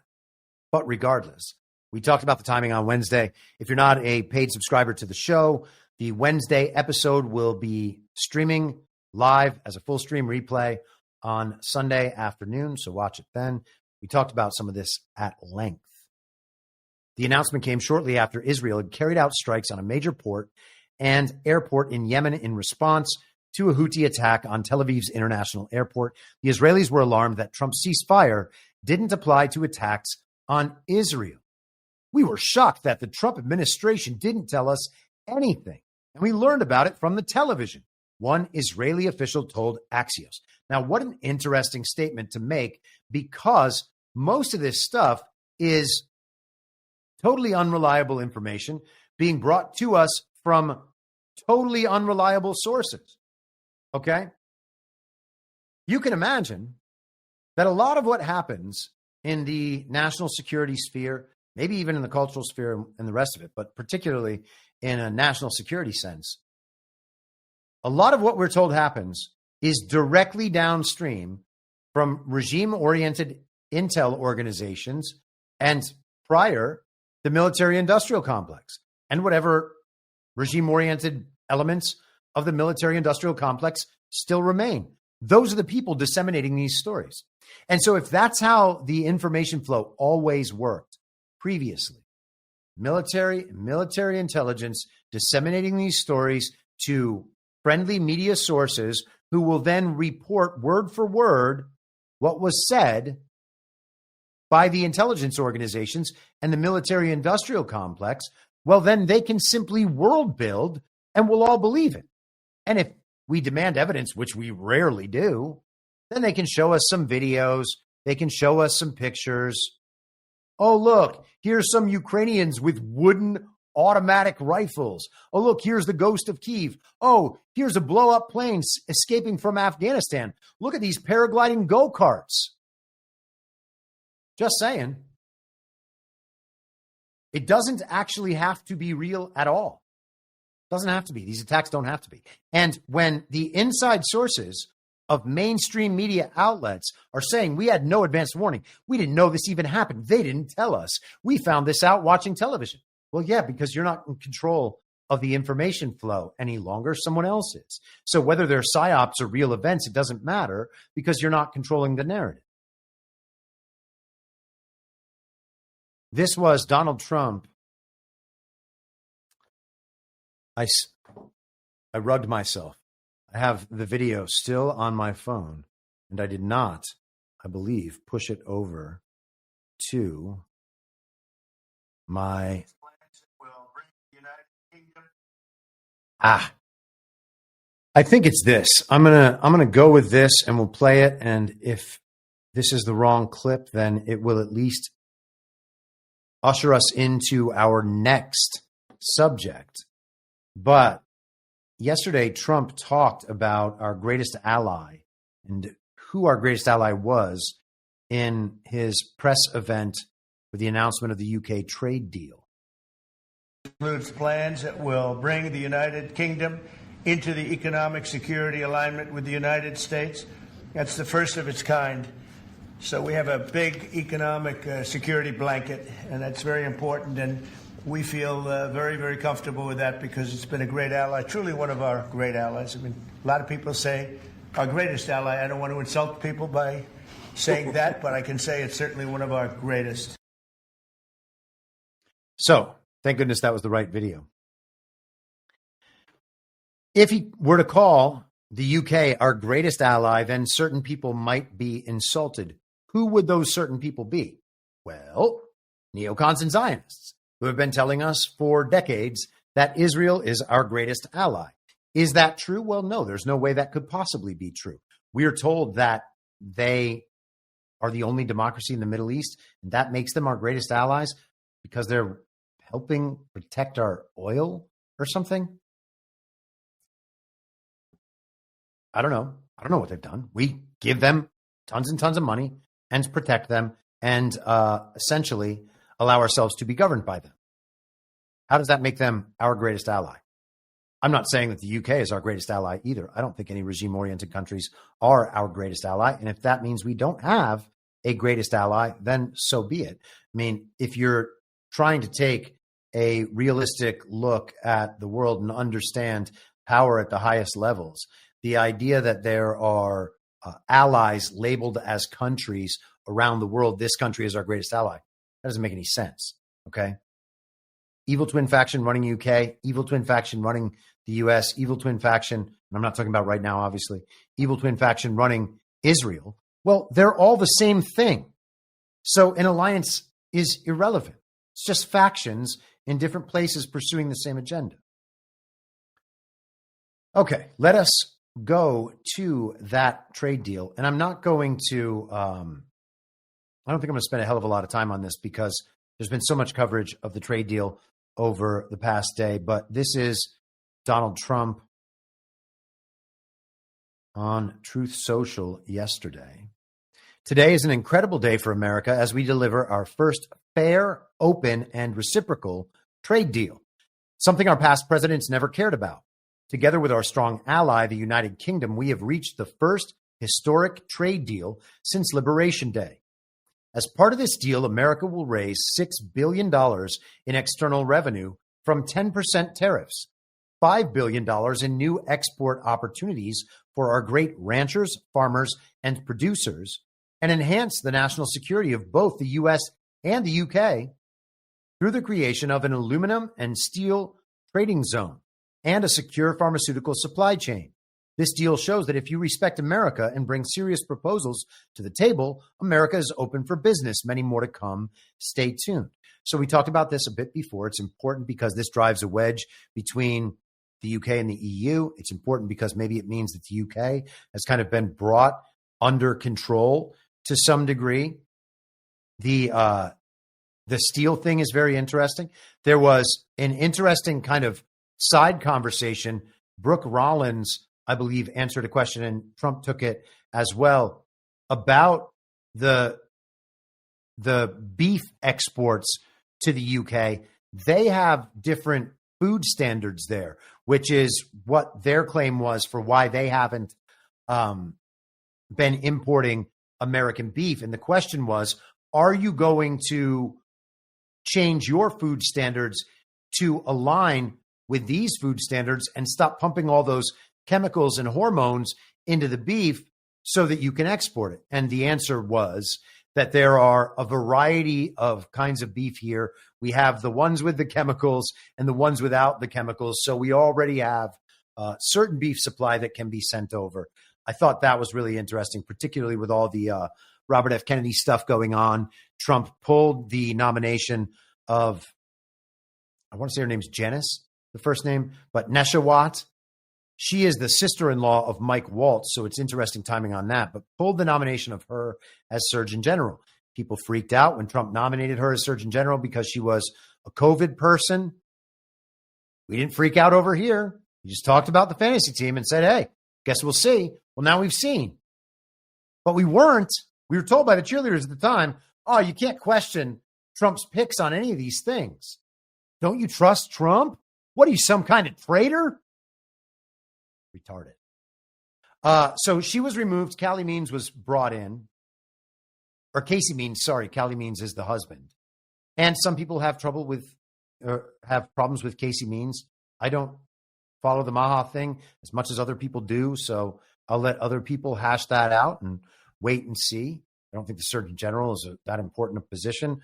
I don't think any of these positions should exist as part of the government in the first place. So ultimately, I don't care. But very interesting on the beef, because that strikes right to the heart of the Maha agenda. Our food cannot be exported to certain countries because our food is not up to the standards of those countries because of how it's poisoned and delivered to our people here, which is a sad and unfortunate reality.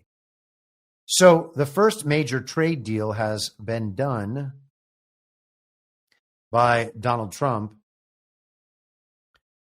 And that is just on the heels of weeks of being told that no trade deals were coming, no talks were close, none of this was happening. Trump's tariff play backfired. That was like a CNN headline on Monday or something, that it's all backfired. This is Congressman Jim Banks on Truth Social yesterday posting this from CNN. Well, let me show you the two headlines that caught my attention. China says it's tearing down walls to expand trade alliances amid U.S. standoffs. So they're making deals with other countries to try to protect themselves. And then also India and the UK striking a trade deal. So everybody's wheeling and dealing with each other, trying to protect themselves from an over-reliance on the U.S. as a market. And we are doing what? I guess we're not doing anything, Abby Phillips. What are you supposed to say about something like that? Just totally face planted 24 hours later. It's incredible, these people. Let us continue. Here we are. This is from the National Pulse yesterday. There you see the woman to whom Sergei Lavrov refers to as Führer Ursula. EU takes Trump to WTO, plans 95 billion euro retaliation against U.S. tariffs. Sorry. The European Union announced plans to challenge the U.S. reciprocal tariffs at the World Trade Organization and launched a public consultation on countermeasures.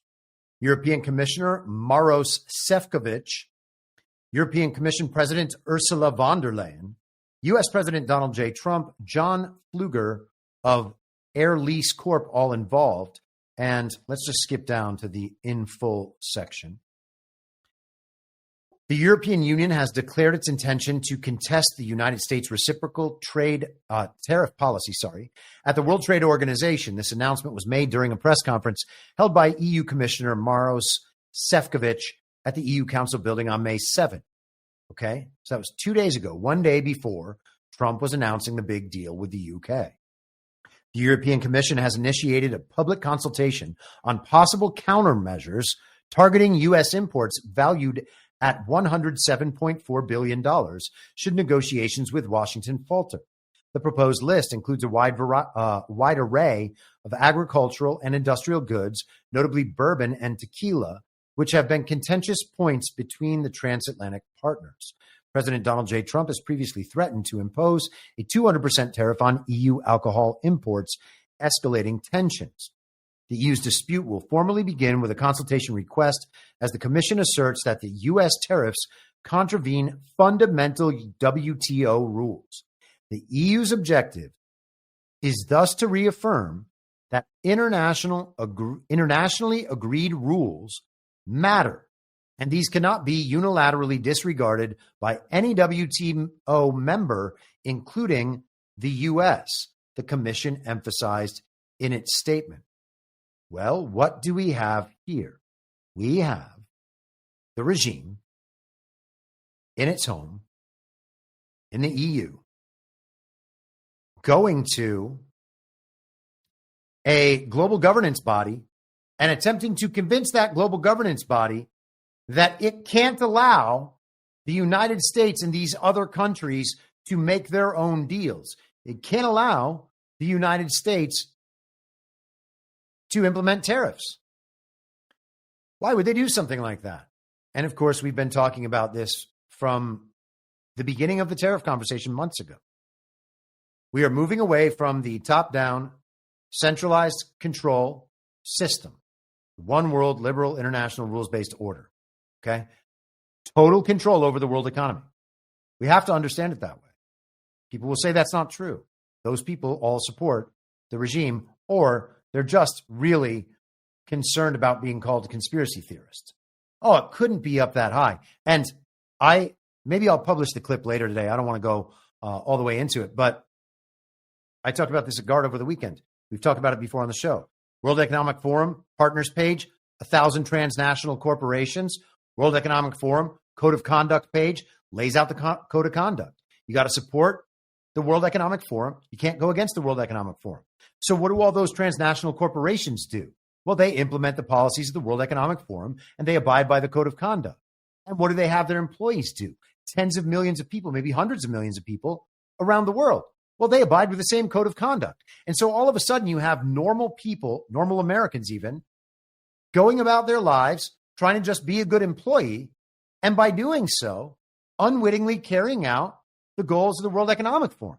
So it's actually not that hard to arrange a system like that and to arrange many systems like that. And of course, all the spokes of the system go out to hubs exactly like that. And that is the way that something can be totally controlled from the top while everybody believes that they are acting independently on the lower levels. It's totally opaque. They can't see all the way to the top level. So they assume it doesn't exist. And then it's just the managers. It's just their bosses, their bosses' bosses, their bosses' bosses' bosses, their owner, whatever it is, who's making all of these decisions. But it's high, it's levels higher than that. So all of this is entirely possible. So we're moving away from the top-down centralized control over the world economy through tariffs. So countries are going to begin making deals one-to-one. The United States is going to make deals with the UK. They're going to make deals with Mexico. And well, that's probably maybe with two countries at the same time, the North American, it was called NAFTA. Now it's the USMCA, and Canada calls it like the CMUSA or something like that. I don't know. We're going to make trade deals all around the world. These conversations are going. Trump was posting today about Scott Bessent's talks with China, etc. The global governance body is becoming totally irrelevant. Does anyone believe that Donald Trump is going to allow the WTO to tell him what he can do? And so then what would the WTO leverage be? Well, they might be able to leverage smaller countries and make it so that those smaller countries can't make deals with the United States of America and then keep them under the sway of that top-down centralized control system. So that could present problems for those countries. And then it's a matter of how much Donald Trump will allow those global governing bodies to torture other countries around the world. That's their goal, to make Donald Trump relent because of the pressure they put on these second-party countries who just want to be involved in trade in the United States with the United States' new program. These people are sick. This is CNBC. EU to launch dispute against... Oh, no, sorry. That was exactly the same. I had two articles. for the same story. We don't need to go through that. So we talked about the U.S. potentially leaving the WTO. There's no reason to stay in the organization if they're going to try to prevent the U.S. from making its own trade deals. And Donald Trump has already attempted to withdraw from the WHO and many of these other international agreements. Withdrawing from the WTO seems like an obvious next step. Will other countries then begin to withdraw from the WTO, which leads to the collapse of the WTO? We've been hearing over the last couple of weeks that the UN doesn't actually have the funds to continue operating the way it was. It's not able to provide, we're going to get into that in the crisis group report, it's not able to provide the resources to do the work, quote unquote, that it was doing, which is really just overthrowing countries on behalf of the global regime. These centralized governing bodies are all just collapsing before our eyes, and we should be very happy about that. And then the next step, of course, is if the UK is making its own trade deal with the United States, then it's clearly already going in a different direction than the EU. And, you know, Brexit was an indicator of that 10 years ago. But they're going in a different direction.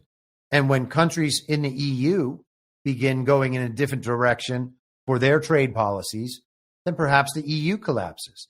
And I think that there's good reason to believe that's also coming. And again, that's something we've talked about for years.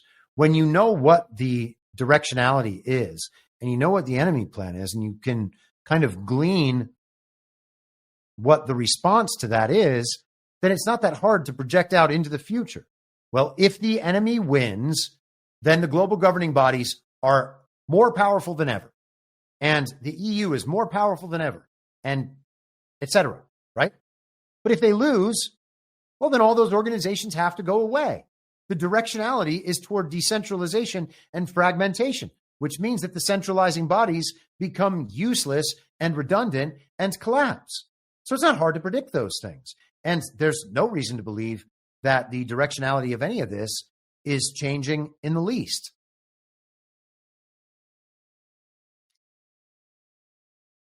Okay, let us continue. All right, and we have made it.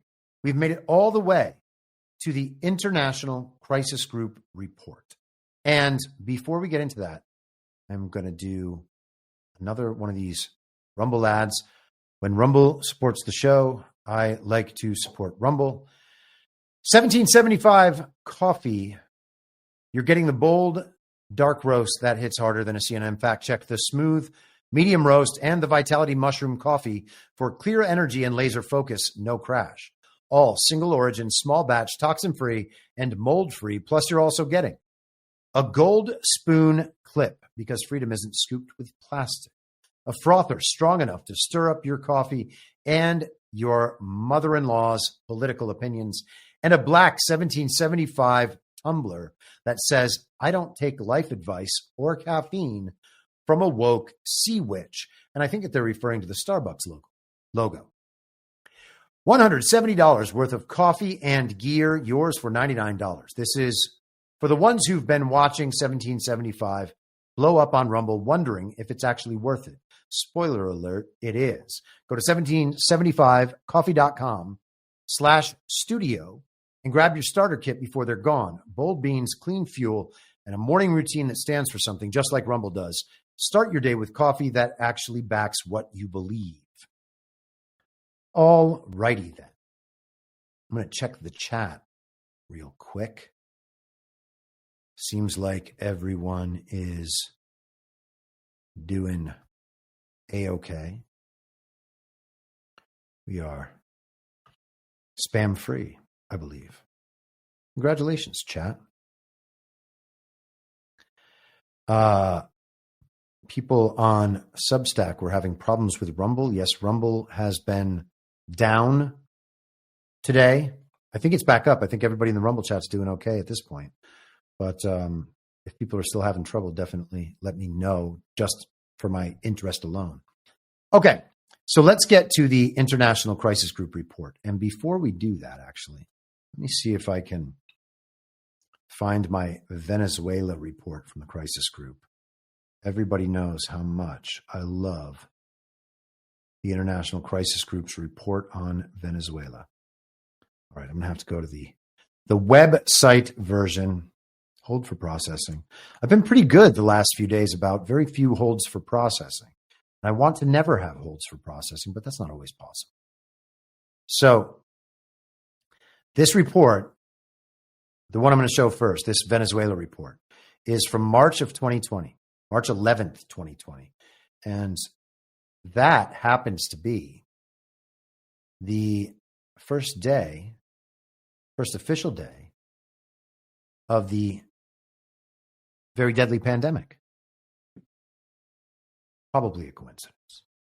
So this is the Crisis Group's report, and I just want to focus before we go into their report on Trump's first 100 days. I want to see some of the people involved with the Crisis Group so you get an understanding of the background. So the chair, and this is as of 2020, Lord Mark Malloch Brown, President and CEO Robert Malley. He was involved with some of the Iran stuff during the fake and illegitimate Biden administration. Thomas Pickering, former Undersecretary of State and Ambassador to the UN. Wendy Sherman, another former Undersecretary of State. All these people, establishment, regime-oriented. Alexander Soros, George Soros, Jake Sullivan, Lawrence Summers, William McRaven, and Alexander Downer, the Australian spy. You can go down this list and research every one of these people, and you will find similar globalist activity. President's Council includes BP, the gas company, Shearman and Sterling, White and Case, I guess 5 anonymous individuals, one Scott Bessent, who may be the world's greatest secret agent. And if we find that out, more power to him. Alexander Soros, you go down to the Advisory Council, Chevron, MetLife, HSBC, Noble Energy, Shell. You just keep going. Various philanthropists that we see popping up when we go to influencewatch.org to see who's funding all of these NGOs. And then you just go through a rogues gallery of globalists throughout. So this is an elite arm of the global elite. And they specifically involve themselves in international crises, as the name of the group would suggest. Now, the important part to remember is that they're the ones causing the international crises, not this group in particular necessarily, but the global regime and its various factions around the world, its former use of the U.S. military, UN peacekeeping forces, NATO, and then, of course, you have their private armies, the cartels, and the terrorist organizations. And so between all of that, it's quite easy to create crises all over the world. That's exactly what they do. And so you can scan their website for various civil wars and you will find out, oh, hey, how about that? They're involved on one side of this civil war. Who could have ever imagined? And it's always in a country that they're trying to split apart, or it's in the country that's already been split apart, like South Sudan, for instance. And I was just going through some of that the other day. It's going to be mentioned in the report here. But with that as a preface, and last thing, in that Venezuela report, the entire thing was a strategy to remove Nicolas Maduro as the leader of Venezuela by installing an election system there. They wanted new elections, and they wanted to elevate Juan Guaido, the fake president for a few years of Venezuela, who was not at any time a real president. You can see what the rest of the world is recognizing as legitimate in all these countries. And yet you still have people who say they're red-pilled, people who say they're awake, truthers, etc. He's a communist dictator, like cheering along, reposting Elon Musk as he's posting Maria Corina Machado, being like, look at these people out on the streets of Venezuela protesting against Nicolas Maduro's stolen election. Well, hey, dumbass, you're cheering for gangs and Black Lives Matter in Venezuela. I guess we're going to get stuck here forever, though. All right. To the PDF. Watch me not get through anywhere close to all of this today. So this was from April 29th. Wow, how about that? Sorry. In my screen, I see my main arrow, and then my main arrow, when it floats over the area on this PDF, it goes onto that too. And that is hopefully not going to be too distracting, but I imagine it might be. Trump's turbulent first 100 days, views from around the globe. First 100 days of President Donald Trump's second term in the White House will go down in history. Not since the Great Depression of the 1930s, when President Franklin Delano Roosevelt summoned the U.S. Congress for a special 100-day session, has a new administration attacked its first 3+ months in office with such ferocious commitment to rewiring the status quo.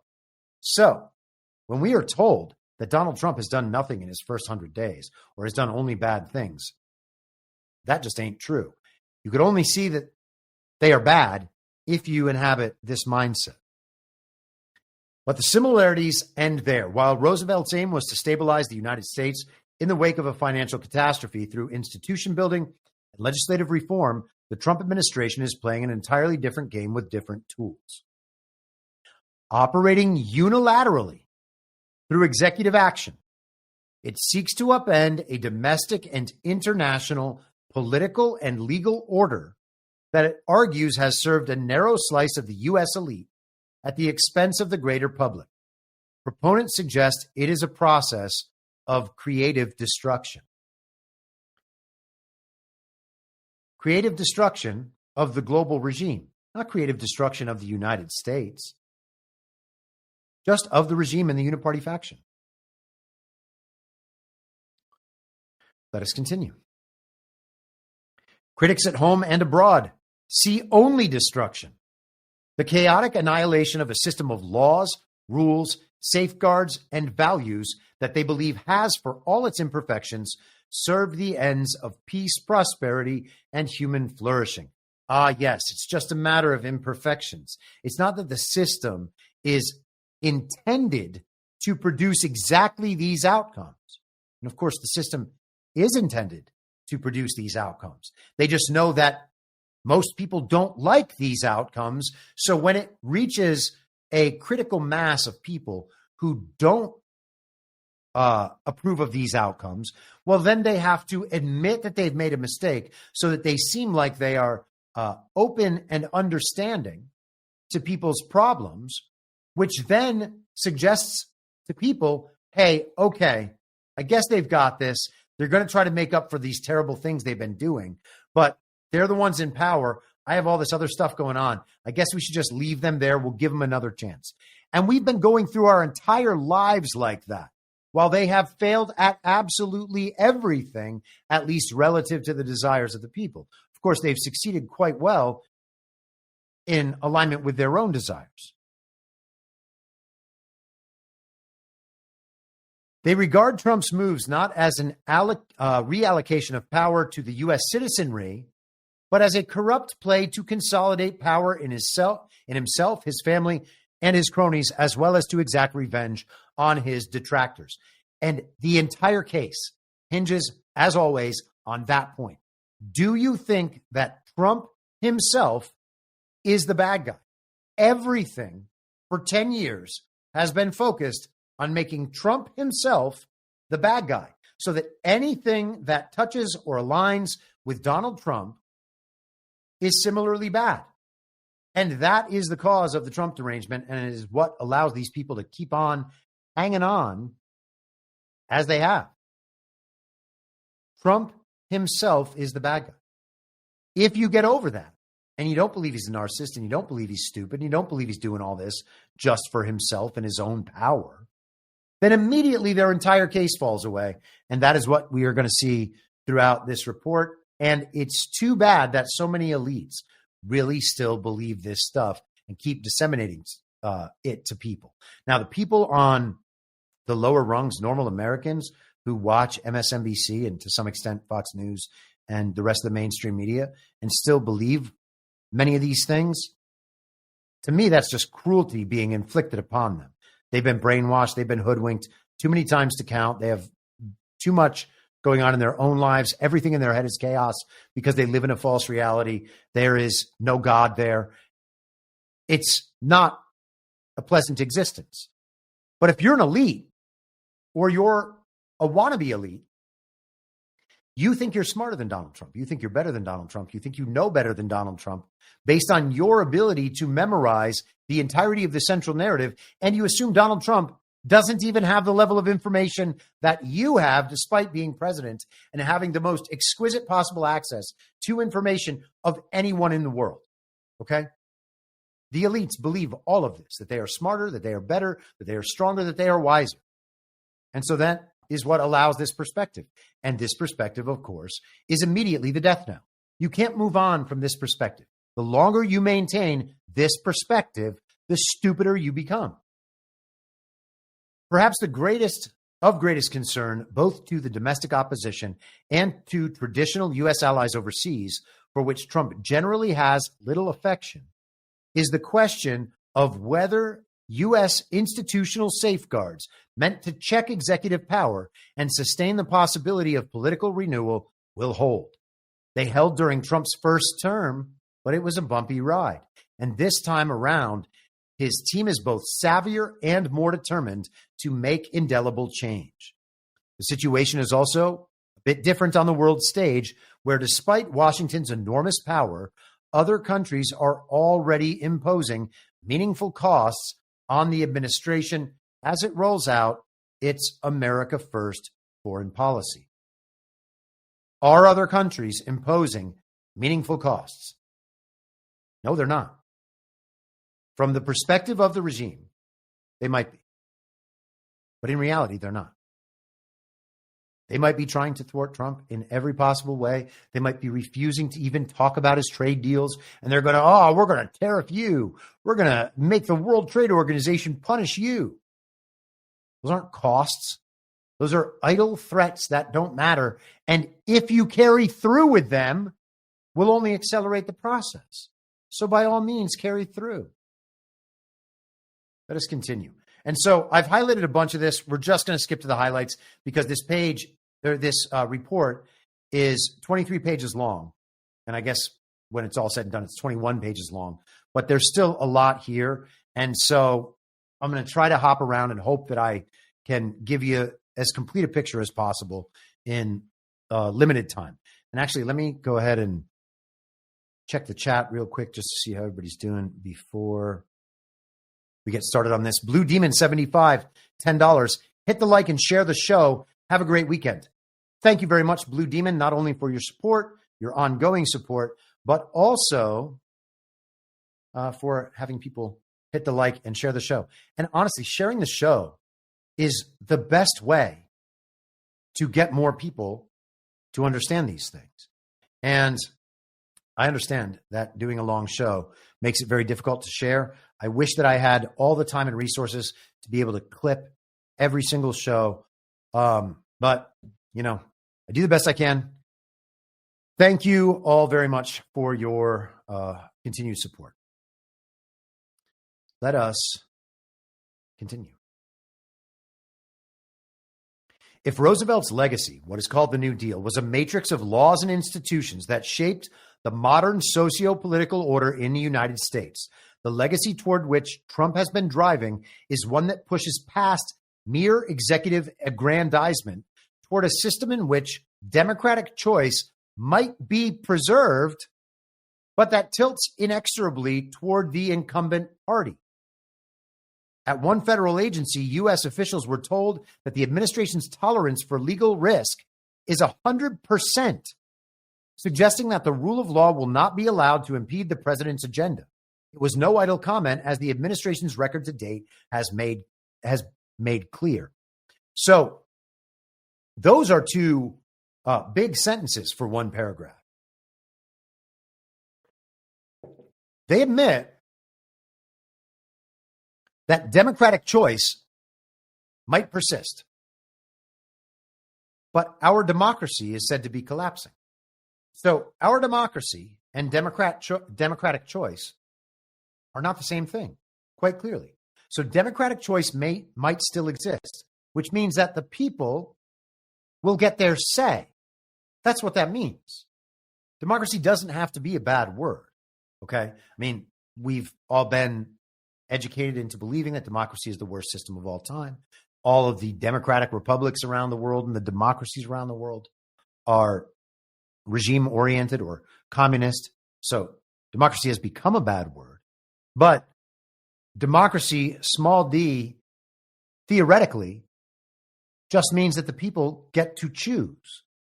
So if the people can still choose, but our democracy collapses, well, that must mean elections or some other kind of direct input into the system. And maybe that's achievable with blockchain, something built on top of Bitcoin that might have a verifiable and irrefutable sound ledger so that people's actual opinions can be tracked.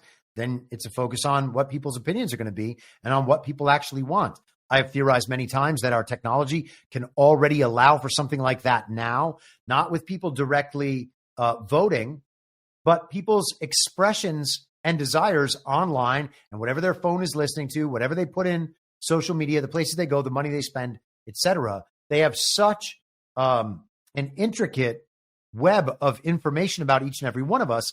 They, of course, also know our political opinions and where we would go. So if that is being read responsibly, analyzed responsibly, and implemented, and I've theorized before that that is exactly how Trump is being guided, then that is already a democracy, a pure democracy. Okay?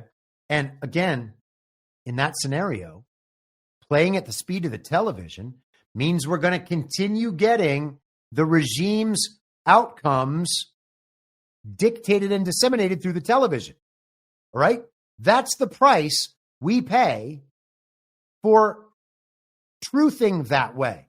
It's not truthing, guys. It's not truthing. And it's especially not truthing when the people disseminating it are like pathological liars and you can see it.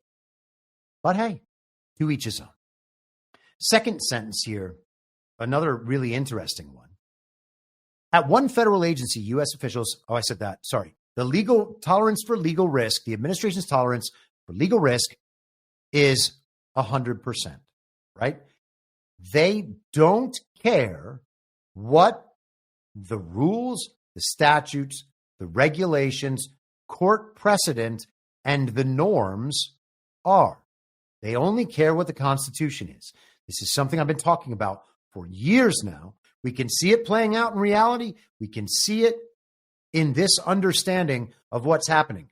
The tolerance for legal risk is 100%. They're going to do what they want and make the courts stop them, relying only on the Constitution. Okay? We are seeing the system thwart some things temporarily that the Trump administration is doing. We are seeing the lawfare apparatus temporarily thwart some of the things the Trump administration is doing. But we're not seeing the Constitution thwart the things that Trump is doing. And none of the things he's doing are just on their face, obviously unconstitutional. And the people's perspective on what the original Constitution says is ultimately the only thing that's supposed to matter in our society. So if we're like, here's the Constitution, I'm reading it, what Trump is doing doesn't seem to violate this, that's it. And then if everybody agrees, that's the decision.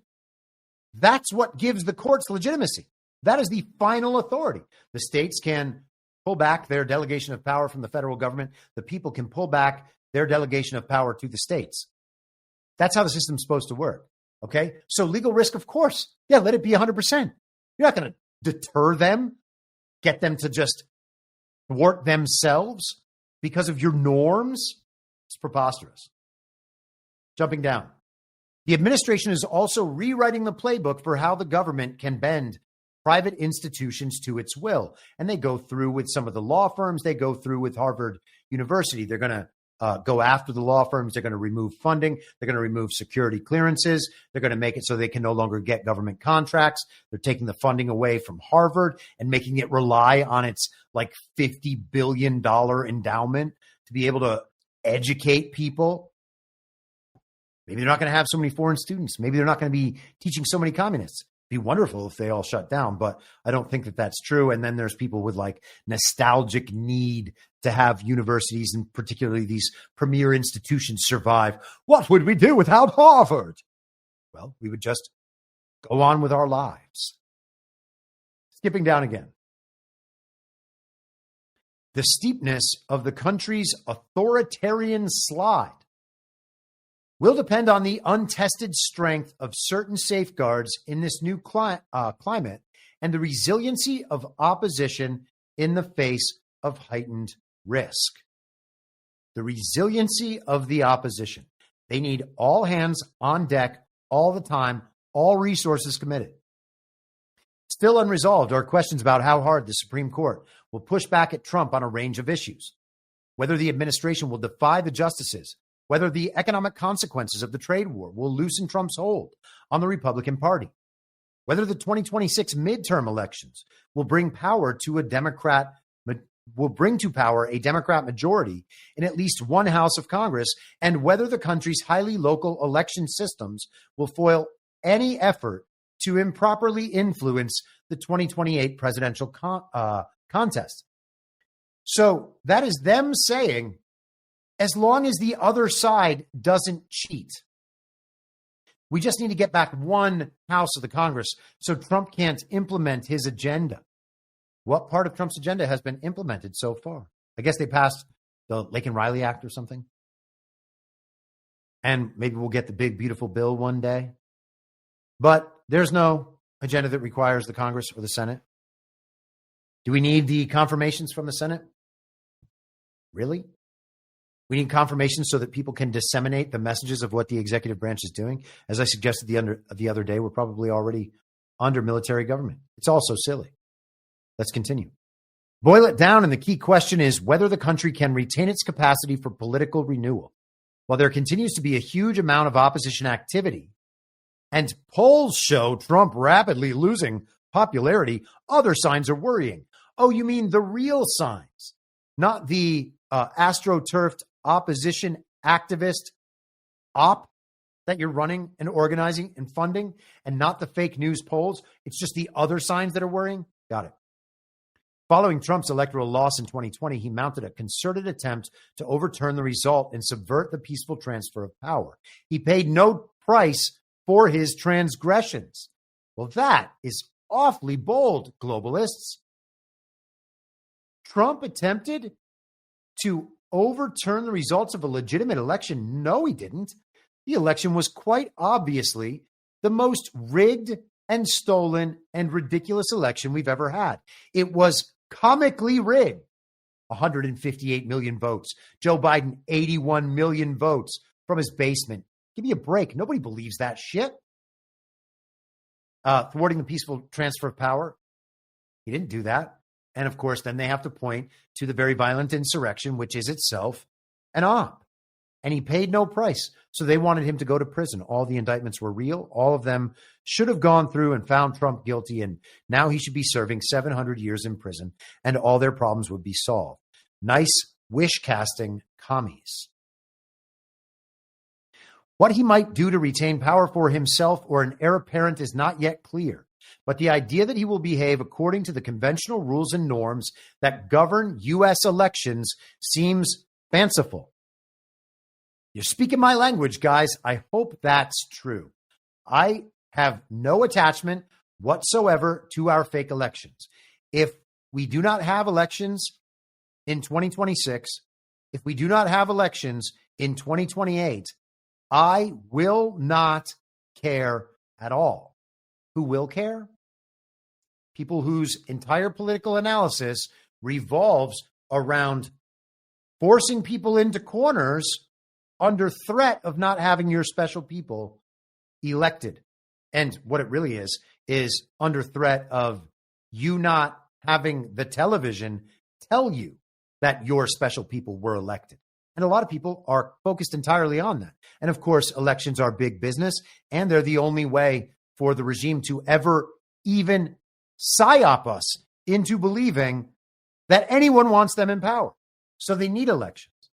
Why then would I care about elections? Elections are fake. The Congress is illegitimate. Our state governments, our local governments are illegitimate. It's all illegitimate. The sooner we get to the point of recognition, the sooner we can move on from this. Obviously, the plan is bigger than figuring out how to win the 2026 midterms. So when people are analyzing politics through the lens of elections and midterm elections, stop listening. I mean, do whatever you want, but sooner or later, doesn't matter how much you like them, doesn't matter how much you think they're on the right page, they missed the boat. The boat's not coming back. The boat is already way down there. You can wait on the dock forever. You're like, this is my favorite boat. Got to stay on this boat. Gonna miss it. Let us continue. Trump abroad. Trump's disdain for playing by the rules is also on display internationally, where domestic law places fewer constraints on what the U.S. president can do, but where there are other potentially more formidable checks on overreach, namely other countries. So the global regime-aligned countries have to join hands with the opposition in America to thwart the Trump administration and anything the United States president might want to do. So again, it comes down to a question, leverage against leverage, good twin, evil twin, worldwide, the push and pull, the tug of war over who's going to be in control. And they admit it. That is what they are saying. It is not that the U.S. lacks friends. Its traditional allies in Europe and around the Pacific Rim have been an enormous asset to U.S. influence and power projection. But the new administration tends to see them as freeloading at best and hostile to its agenda at worst. There's a sense in which the latter is true. Okay, they are hostile. They say Washington's closest friends are invested in the international system of laws, institutions, and alliances that the U.S. helped build over the decades following World War II, and which the Trump administration now sees as hindering the pursuit of its interests. Few will want any part of the administration's efforts to dismantle that system. Few will want any part. It's not few, it's many. We can already see many countries going away from that system. And it's not only that we see many countries, it's that we see the most powerful countries in the world going away from that system. In Africa, in South America, in Asia, so much in Europe yet, and not, at least as far as we know, so much in North America. Everywhere else, in the Middle East, Saudi Arabia, on our side of the regimes, our side. Brazil, Venezuela, our side. Argentina, our side. El Salvador, our side. You just keep going down the list. Go to Asia. Russia, China, India, all opposing the global regime and its agenda to some degree. All the most powerful countries in the world are lined up against that regime.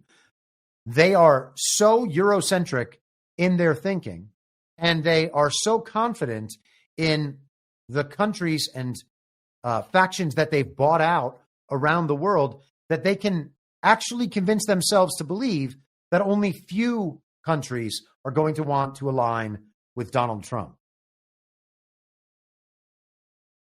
Lee Walden, $2 in the chat. You're a good man, Charlie Brown, in the words of the Peanut Gallery.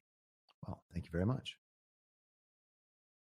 I'm just going to skip through this paragraph. They go on talking about Greenland, Denmark, Panama Canal, Canada, Gaza. So all of the major global issues that are kind of the hot button issues right now.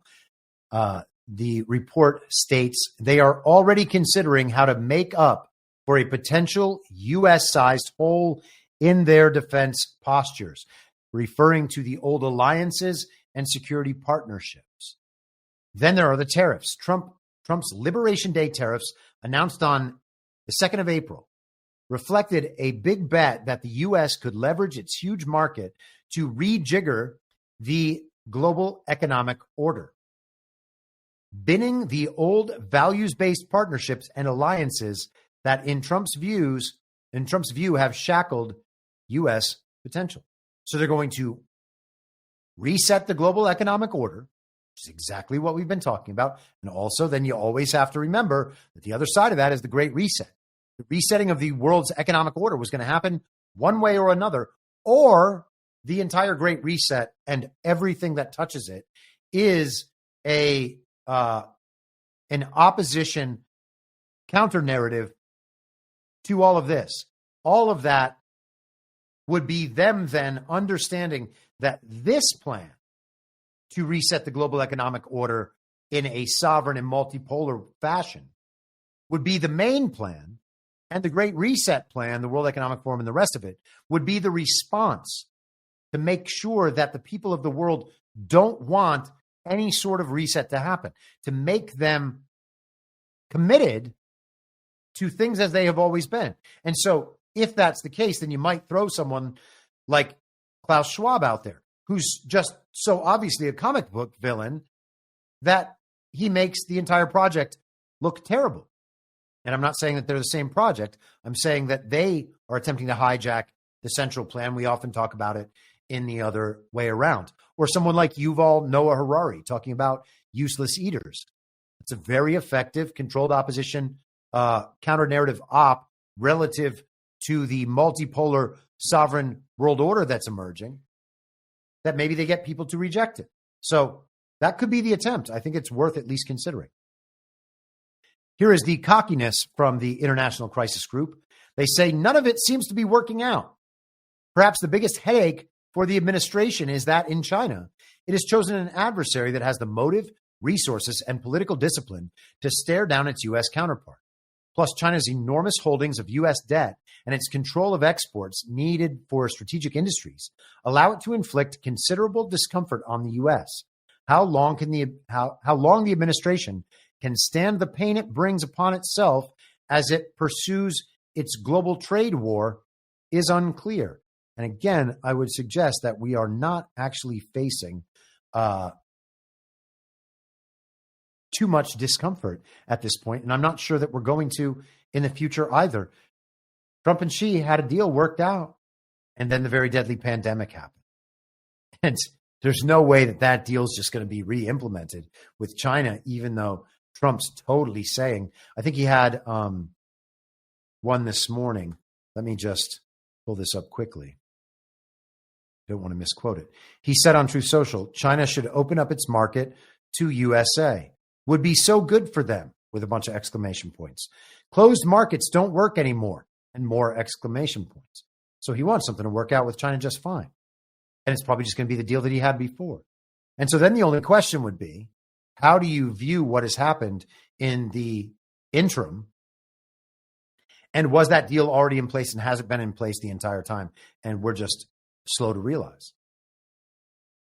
Let's continue. Are there diplomatic advantages to Trump's iconoclasm? Possibly. They say the administration's orthodoxy, its readiness to talk directly to U.S. adversaries, its purported disinclination to pour U.S. lives and treasure into military adventurism, and its desire to extract the country from strategic quagmires may create openings. So as the U.S. withdraws some of this globalist-oriented support, apparatus, presence, influence, etc., as some of that is withdrawn, maybe there are chances for the global regime to grasp back power in different ways in the gaps. They say perhaps most consequentially, it has interposed itself as a mediator between Ukraine and its European backers. On one hand, and Russia on the other. But Ukraine and its European backers. I thought Trump was just negotiating between Russia and Ukraine. I thought the war was between Russia and Ukraine.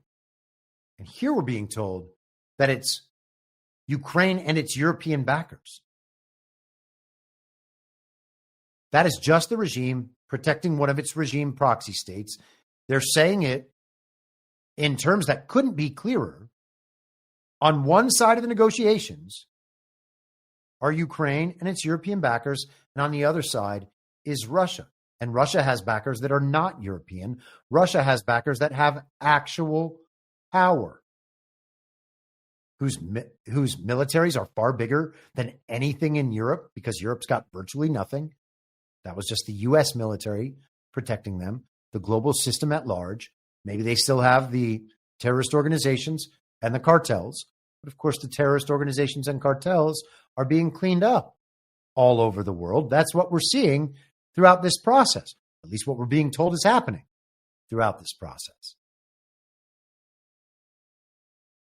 Ukraine and its European backers. Right there. The Right Secretary of State Marco Rubio and National Security Advisor Mike Waltz do not always appear to have Trump's full confidence. And they wrote this article a day or two before Mike Waltz was moved out of his position as National Security Advisor. They are still relatively happy throughout this report with Marco Rubio, who they consider a traditionalist, someone from the establishment, the sort of guy they can work with, the sort of guy who understands the importance of what they've built. By all appearances, it also has instincts, this being the Trump administration, if not precise clarity, about what it would like to replace this system with, a more transactional one where the U.S. is freer to throw its weight around. So a free market, is that what that is? Transactions where one has leverage and the other has a different amount of leverage, and the one with more leverage will come out ahead unless they choose to be fair with the other partner. And then the relationship and the bond forms because they're like, oh, we can do, these people are good to us, right? They're definitely more powerful, but they're good to us. That's a better situation. And that's exactly the situation we're talking about here. They try to make it look like Trump just wants all this power to bully all these other nations. Has anyone ever gotten any indication from Donald Trump that he wants to bully these other nations? I mean, they talk about Greenland. He's going to go invade Greenland. He's going to steal Greenland. The people don't want it. We took a poll. The Panama Canal, he's just going to bully them. He's bullying Canada. Give me a break. Let's continue. Nor does the Trump administration seem fully prepared for how its allies and partners will respond to its aggressive unilateralism, with Canada's election offering a portrait of how opposition to Trump might galvanize political currents elsewhere. Well, good luck on that, commies. It does not seem like the Mark Carney thing is going to get you a stalwart regime supporter willing to take on Donald Trump. They had a very cordial and friendly visit, and Trump said many times right in front of Carney that Canada should be the 51st state. They get a better deal. They get free military support. What deal could be better than that?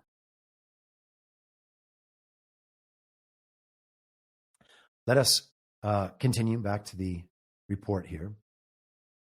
A further question is whether the administration is fully ready for the consequences of upending the core tenets of post-World War II international order. Well, yes, that's exactly what we want. A world in which stronger states feel fewer restraints on invading weaker neighbors and changing borders by force is recipe for global bedlam. They literally overthrow governments. They were trying to overthrow Venezuela in one of the reports on their own website. Okay?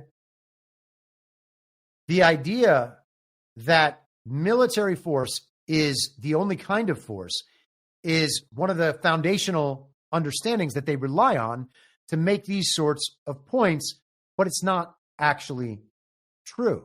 There are other kinds of force, like stealing elections and waging information warfare and psychological warfare and economic warfare, all of which they do. We've talked about these things a million times at this point. Control over media, control over finance, control over resources, control over trade routes, control over militaries. That's the global regime apparatus. It is all too plausible that states might begin to nuclearize. Come on. Either because they can no longer rely on the U.S. security umbrella or because they actively fear a marauding U.S. might pose an existential threat. Ridiculous. This possibility is hard to square with the ambitions of an administration that seems understandably squeamish about proliferation. Well, no, it's not. The nuke thing's just not going to happen. So you can be against proliferation and just not accept that there is any worry whatsoever that these countries are going to get nuclear weapons. We were just told like 2 months ago that the UK doesn't even have like an ability to wield its so-called nuclear arsenal. The whole thing is a clown show. The old order was changing before Trump came in, and it is changing faster now. Thought that was very interesting. The strength of U.S. security guarantees comes less from there being an ironclad promise than from the belief that Washington would defend its allies if necessary, a belief that Trump's statements erode, even if so far he has not pulled out of alliances. The foundational norms of the old order, those meant to prevent war and mitigate the suffering of those caught up in it, were too often honored in the breach, but are almost daily shaken by Trump's words, if not his deeds. They are in danger of being tossed wholly overboard. If there is a possible upside, it is that the teetering of markets, the threat of nuclearization, and a dawning awareness that the world's nations are more difficult to manipulate than domestic political elements could still have a tempering effect on the new administration's appetite for further destruction of an order that does not yet have a viable replacement. Does it have a viable replacement? The question first has to be, is that world order necessary? Is the system of trade necessary? I'd say probably not. I think that countries are probably going to get through it. Certainly, the regime's media and governance and global organization are not necessary. And if we can't get certain products for some amount of time and we have problems with supply chains or whatever, like I'm on the page where it's just so be it. All right. We can figure out how to live without various things. We're the most resource rich and innovative people in the world. We can just figure it out. All right. What if we don't have toilet paper? Well, I guess we're just going to have to get people here to make toilet paper real fast. And I bet we can do it. And I bet this stuff is already, as we've seen, the re-onshoring of manufacturing, that's a big component in this. It's been going on for years. This is so ridiculous. They're like, you need our system. You would die without it. No, we won't. And here are the threats, right? The teetering of markets, threat of nuclearization, dawning awareness that the world's nations are more difficult to manipulate than domestic political elements. No, they're not. None of that is real. Those are just paper tigers that the regime throws up, and I guess they still believe it, and that still works internally in their cordoned off conversations. But why would anybody believe that nonsense? Africa. So Africa, things are changing rapidly in Africa. We talked, 2 years ago plus, about how a land bridge was building from east to west across Central Africa, the region that they call the Sahel. There were all sorts of global regime programs for this region, but those countries are kicking the global regime out, and they are removing the European colonizers and the U.S. security apparatus and replacing it with Russia and China. So you can think that's bad if you want, but either way, it's moving away from the regime. The relaxed attitudes in Africa toward Trump's return to the White House were based on experiences during his first term when he exercised an interest-driven transactionalism that some welcomed. Few anticipated that the do-over would bring a much more ideological approach, overturning decades of bipartisan support for humanitarian and development assistance on the continent. And this is very much in line with USAID, who they mention in the next paragraph there. Interesting, isn't it? They thought that Trump could work with them on certain things in the first term. Then, of course, Biden kept those in place, but didn't make any progress just because he couldn't. And now Trump's going a different direction.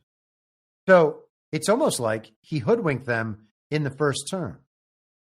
And that is the sort of pattern that we should see repeating over and over and over again.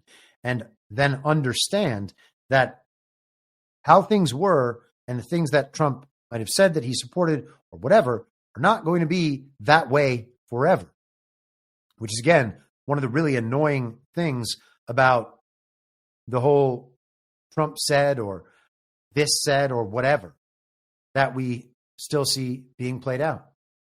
Trump says conflicting things all the time. And again, just to make clear for anybody who's watching for the first time, I'm not suggesting that Trump is lying as he does that.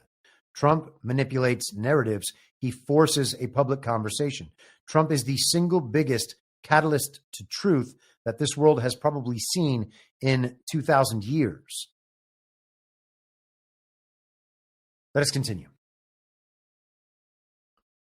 So they mention Project 2025 and say it called for a shift away from standalone development, humanitarian aid, and toward fostering free market systems, arguing that the old assistance model had failed, but few, if any, foresaw the brutal way in which the recommendation would be followed. The Trump administration brought a giant axe rather than a scalpel to the task of reform. Again, very interesting. They want to foster free market systems. What do we have now? A global welfare state where money that is pinned to the blood and the labor of the American people provides welfare for all these other countries to build them up in the image of the global regime. And that's going to go away. So countries will then have to become self-sufficient, hopefully with a little support so that they don't collapse. And then they will actually come into the world of equal relationships, bilateral relationships, trade relationships, etc. It's an entirely different model for the world, one that doesn't require the global welfare state, one that doesn't require the top-down centralized control system. In Sudan, where a vicious civil war has spawned the world's worst humanitarian crisis, kitchens feeding the hungry saw their funding vanish overnight. Dozens of children have reportedly died of starvation in the weeks since the funding cuts were instituted. And of course, you have to pull the heartstrings. These steps will cause inevitable harm to U.S. prestige. There is no doubt that the aid system needed reform. And so, again, they admit, yes, sure, there were problems. They can't deny them, of course, because everyone has begun to discover and find out about all the problems and all the NGOs and how the system actually works. So they have to admit it, but they need to keep moving. Where do we stop? There we are. There's no doubt the aid system needed reform, as several African leaders have been quick to point out. But the sudden, seemingly cavalier manner of USAID's shuttering scarcely resembled the actions of a responsible major power.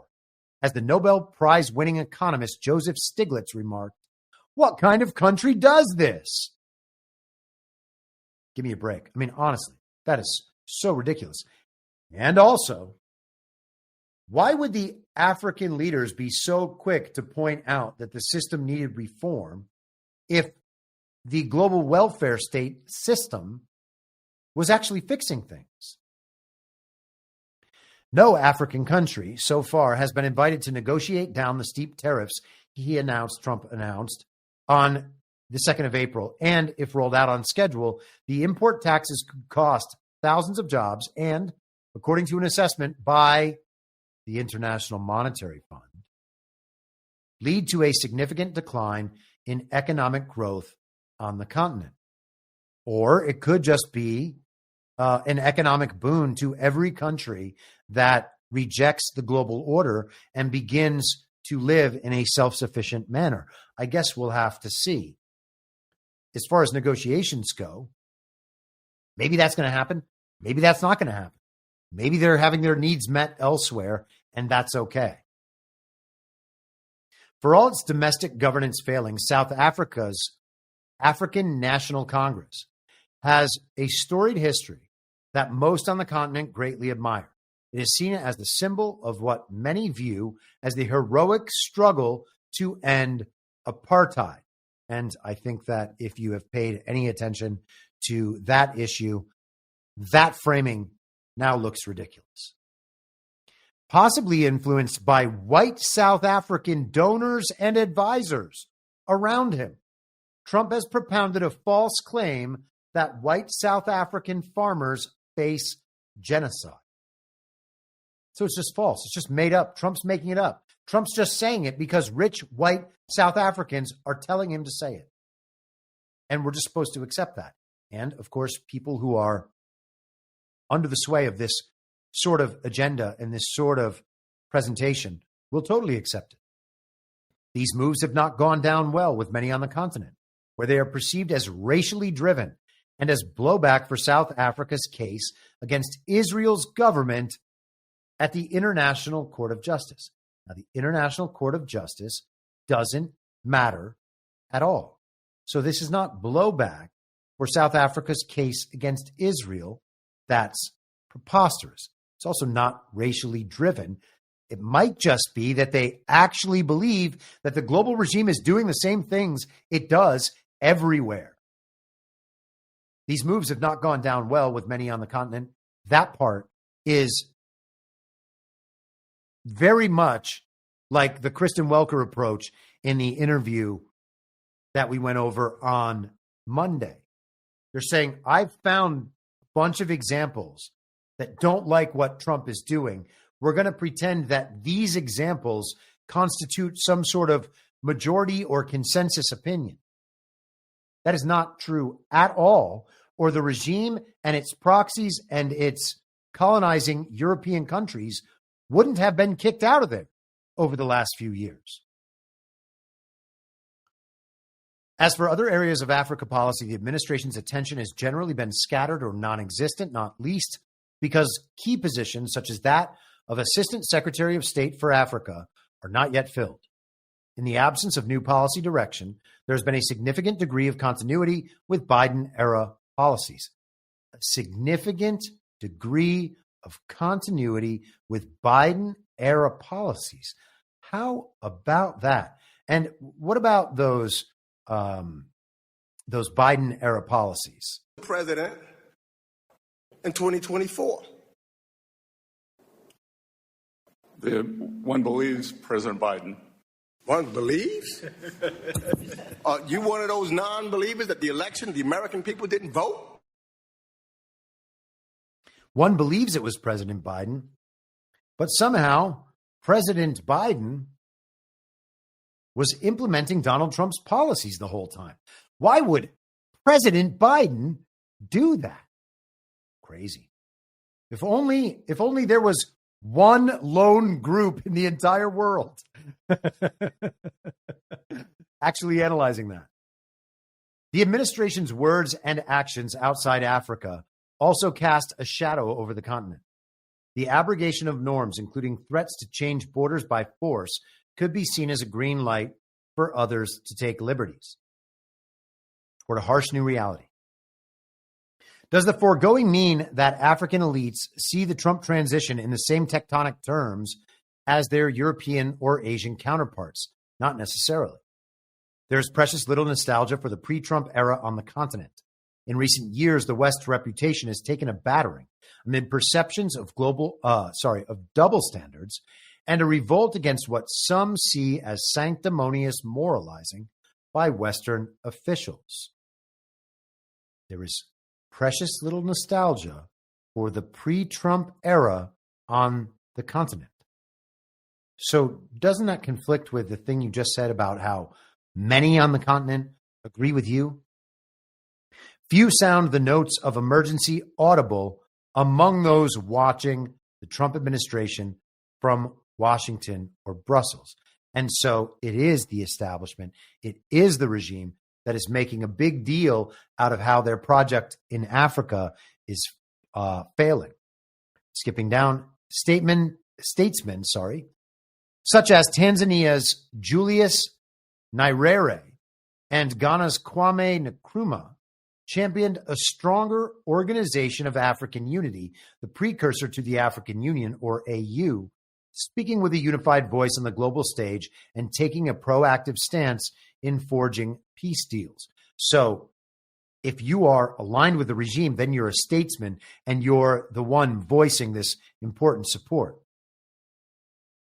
At home, the virtual termination of USAID programming offers both the need and opportunity for a rethink on how to make African economies more competitive, less dependent, and more equitable, given that many countries have considerable resources flowing primarily to the elite. That's your system set up where the resources are flowing to the elite. You have the welfare state to take care of everybody else because they've been completely and totally impoverished. So now the global regime, to maintain any influence in these regions and their access to the natural resources of these countries, well, they're going to have to change their deal with these countries. And maybe these countries might hold out for better deals, thus improving their situation because they have Russia and China behind. None of the above means that the Trump administration's sudden withdrawal of assistance was justified. Making the cuts without prior notice displayed a callous bent that many around the world are struggling to adjust to. And once again, we have the Trump is bad explanation. Still, it is the harsh new reality African leaders must contend with, waking up to a world in which they will have far less external support. They will have to show greater responsibility for their citizens and use domestic resources more prudently. It's amazing. It's amazing that they keep up the pretense that somehow all of these nations around the world that they control or that are controlled through their influence were just making their own decisions the whole time. And now they're going to have to be independent, or even more independent, I should say. All right, different camps, different approaches. So they're talking about how there are these different factions within the Trump administration. They write, sitting above it all is Trump himself, but he too seems pulled in different directions by his own contradictory impulses. Wanting to both seize the economic upper hand with Beijing by launching an ill-considered trade war that's working out just fine, and to collaborate with it in fashioning a new political and economic order that would have Washington and Beijing as a de facto G2 at the center. Well, wait a second. That can't be. He has totally contradictory impulses. He's waging a trade war that's certainly going to backfire, and China has all the power. But he also wants to collaborate with China on a new political and economic order. What if it's just the second, and he's just collaborating with China, with Russia, and with all these other countries on a new political and economic order? You know, I mean, just think about it, guys, at the International Crisis Group for a second. You keep saying that Trump wants to upend the political and economic order that exists. That's what this is. Why not just recognize that, and then we can dispense with the ideas about the ill-considered trade war that was probably ended 5 years ago? These people are crazy. Let us continue. I'm hoping that I can get through all this, but I really don't know if that's going to be possible. A failure to cohere. At first, it appeared Trump's vision of a de facto G2 might drive his administration's policy. We're going to skip ahead. He invited his counterpart to Xi Jinping to attend his inauguration, and he declared that the U.S. and China could together solve all the problems of the world. Some observers worried then and fret still that Trump might use this leader-level diplomacy to trade away Taiwan's security for a new economic relationship with China, a grand bargain that could tempt China to attack the island. Well, China's not going to have to attack the island. Taiwan will just become part of China. Taiwan is already recognized by the U.S. as being part of China. So if we give Taiwan to China, we can reset the economic order. Well, what if, understanding that Taiwan is already part of China and that it is just a global proxy state, a satellite to China to control and threaten China the same way that Ukraine was next to Russia? If we understand that, well, we can just wipe off that side of the equation and focus on the relationship. Sorry, I wanted to pull the document back up. The economic relationship between the U.S. and China, leader-level diplomacy. They don't want leader-level diplomacy. On what other level does diplomacy operate? This is why I love reading these things. This is the cheat code, okay? They tell you the contours of the system. And so all you have to do is listen to what they're saying, understand that they are inverting their language and making terrible things sound appealing and appealing things sound terrible. And it's much easier to parse. In late March, Hegseth announced that the U.S. and Japan would accelerate efforts to establish a joint military command. Around the same time, the Washington Post reported that he had authored an interim planning document calling China the Pentagon's soul-pacing threat and declaring that, quote, denial of a Chinese fait accompli seizure of Taiwan is its soul-pacing scenario. So that's some sort of big priority, according to reporting from the Washington Post, except that's not a priority and it's just going to happen. Washington's Asian friends are doubtless also watching with concern as he, Trump, undertakes to wrest Greenland away from Denmark and to make Canada the 51st U.S. state. So they're getting worried that Taiwan is not going to be their proxy state anymore. To allies and partners, the tariffs risk signaling that Trump is loyal to little beyond his own balance sheet. To developed countries like Vietnam and Bangladesh, where manufacturing is a major source of employment, the tariffs pose the threat of economic collapse and supplied a reason to draw closer to Beijing. So regional powers are beginning to have closer relationships with the countries around them, trade relationships, so that they will supply one another with the things that they need. One country has one thing, one country doesn't have that thing but has another thing, and so they trade. That's how a free market would work. That's how a normal world would work. It is just an opposition to a top-down centralized control system, and they can't tolerate that. But regional powers having better relationships with the smaller countries of the region is entirely sensible, especially if you want a more stable world. The problem, they say, is that neither Trump nor Xi seems prepared to blink. Well, neither of them have to because it's already settled. Trump may have more room to pivot should he choose to do so. His base is deeply loyal and accustomed to his turning on a dime when politically expedient, but he clearly wants to be seen as cutting a deal from a position of strength. That is going to be a tall order. China's leadership appears to believe that Trump has overplayed his hand. Appears to believe. It has openly contradicted Trump's assertions that negotiations are underway, and it shows no inclination to be seen as caving. Finding an off-ramp that allows both sides to save face will require skillful diplomacy. Yet comments like Vance's remark that the U.S., quote, borrows money from Chinese peasants to buy the things those Chinese peasants manufacture can only set back that effort. Now, I doubt those comments are going to set back any effort. They're not going to have any effect at all. The situation's already settled. Comments also happen to be, maybe not the best way of saying it, but correct. We fund China by buying cheap Chinese manufactured goods that are produced by slave labor. One U.S. relationship that seems fairly unperturbed is that with India. Trump enjoys good personal chemistry with Prime Minister Narendra Modi. Now, that must have been very hard for them to write because, of course, India is critical.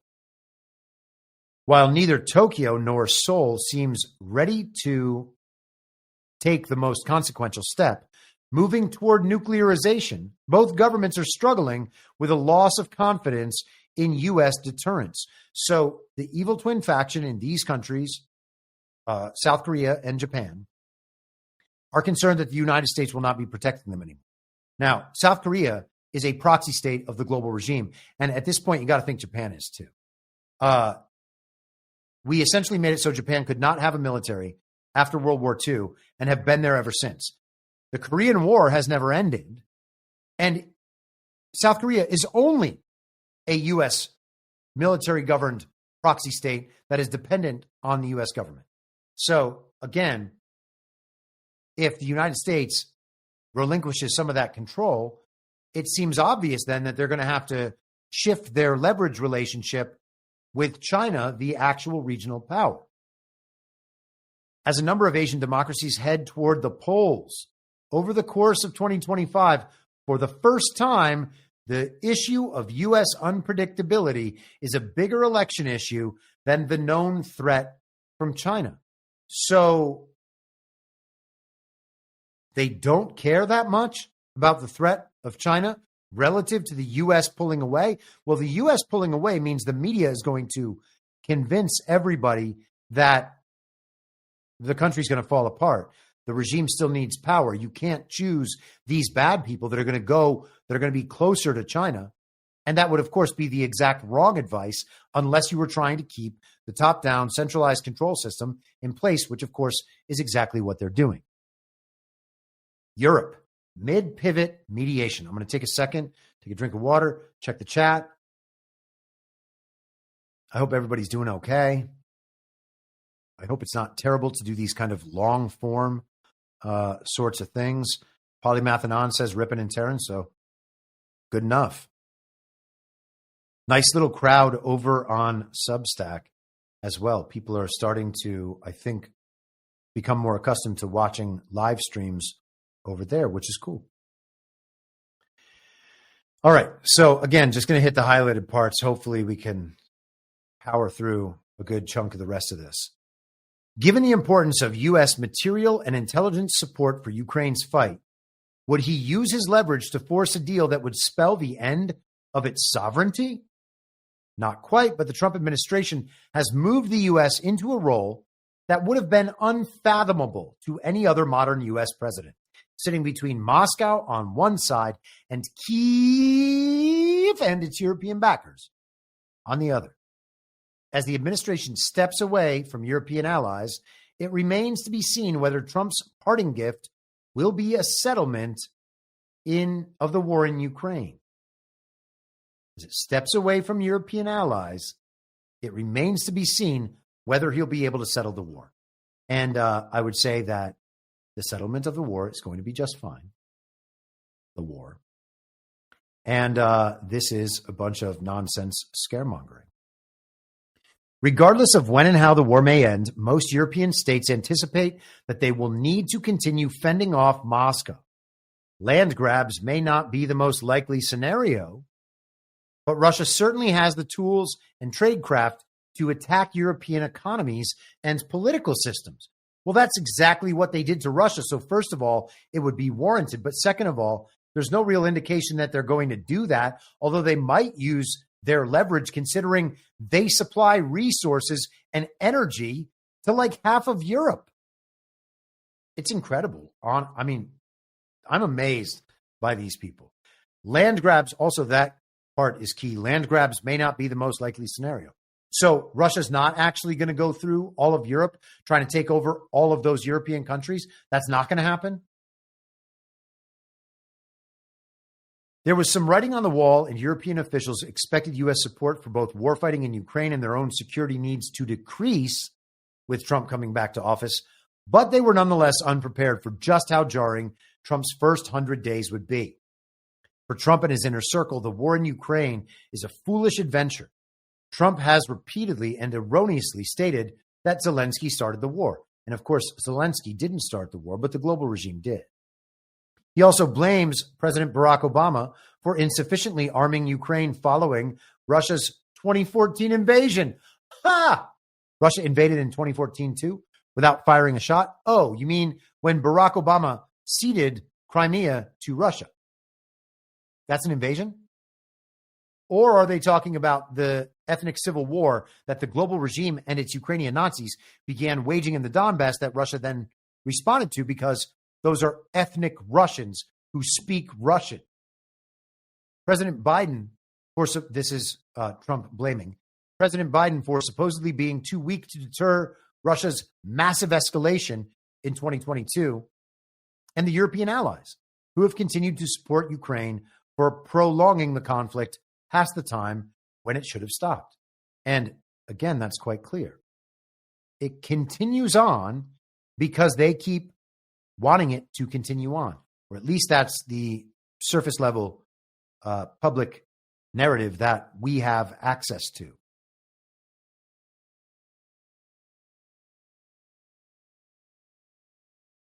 Let us continue.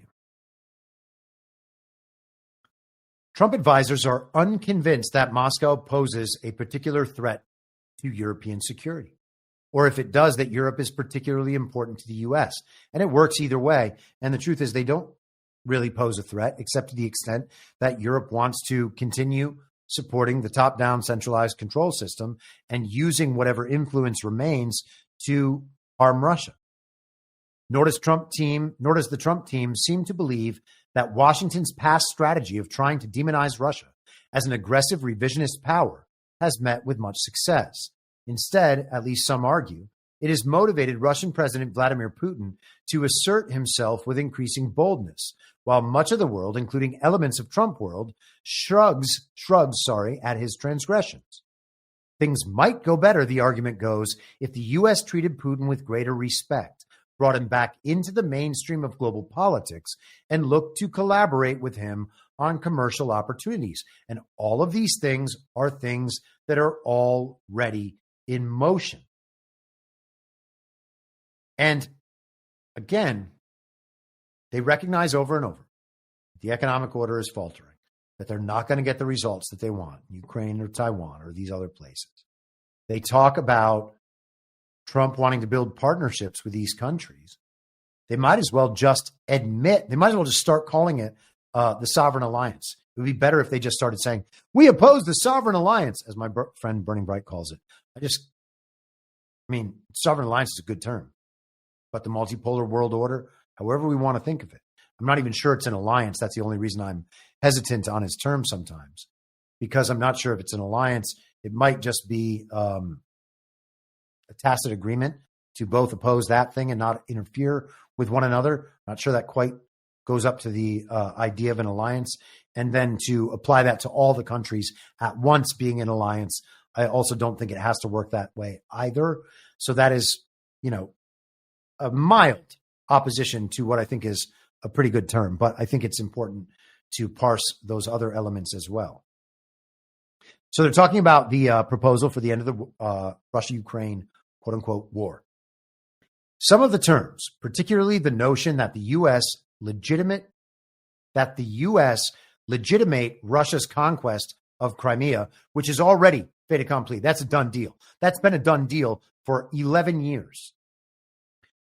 But the idea that would set terrible precedents, contravening international law and resonating all too much with the administration's own expansionist rhetoric.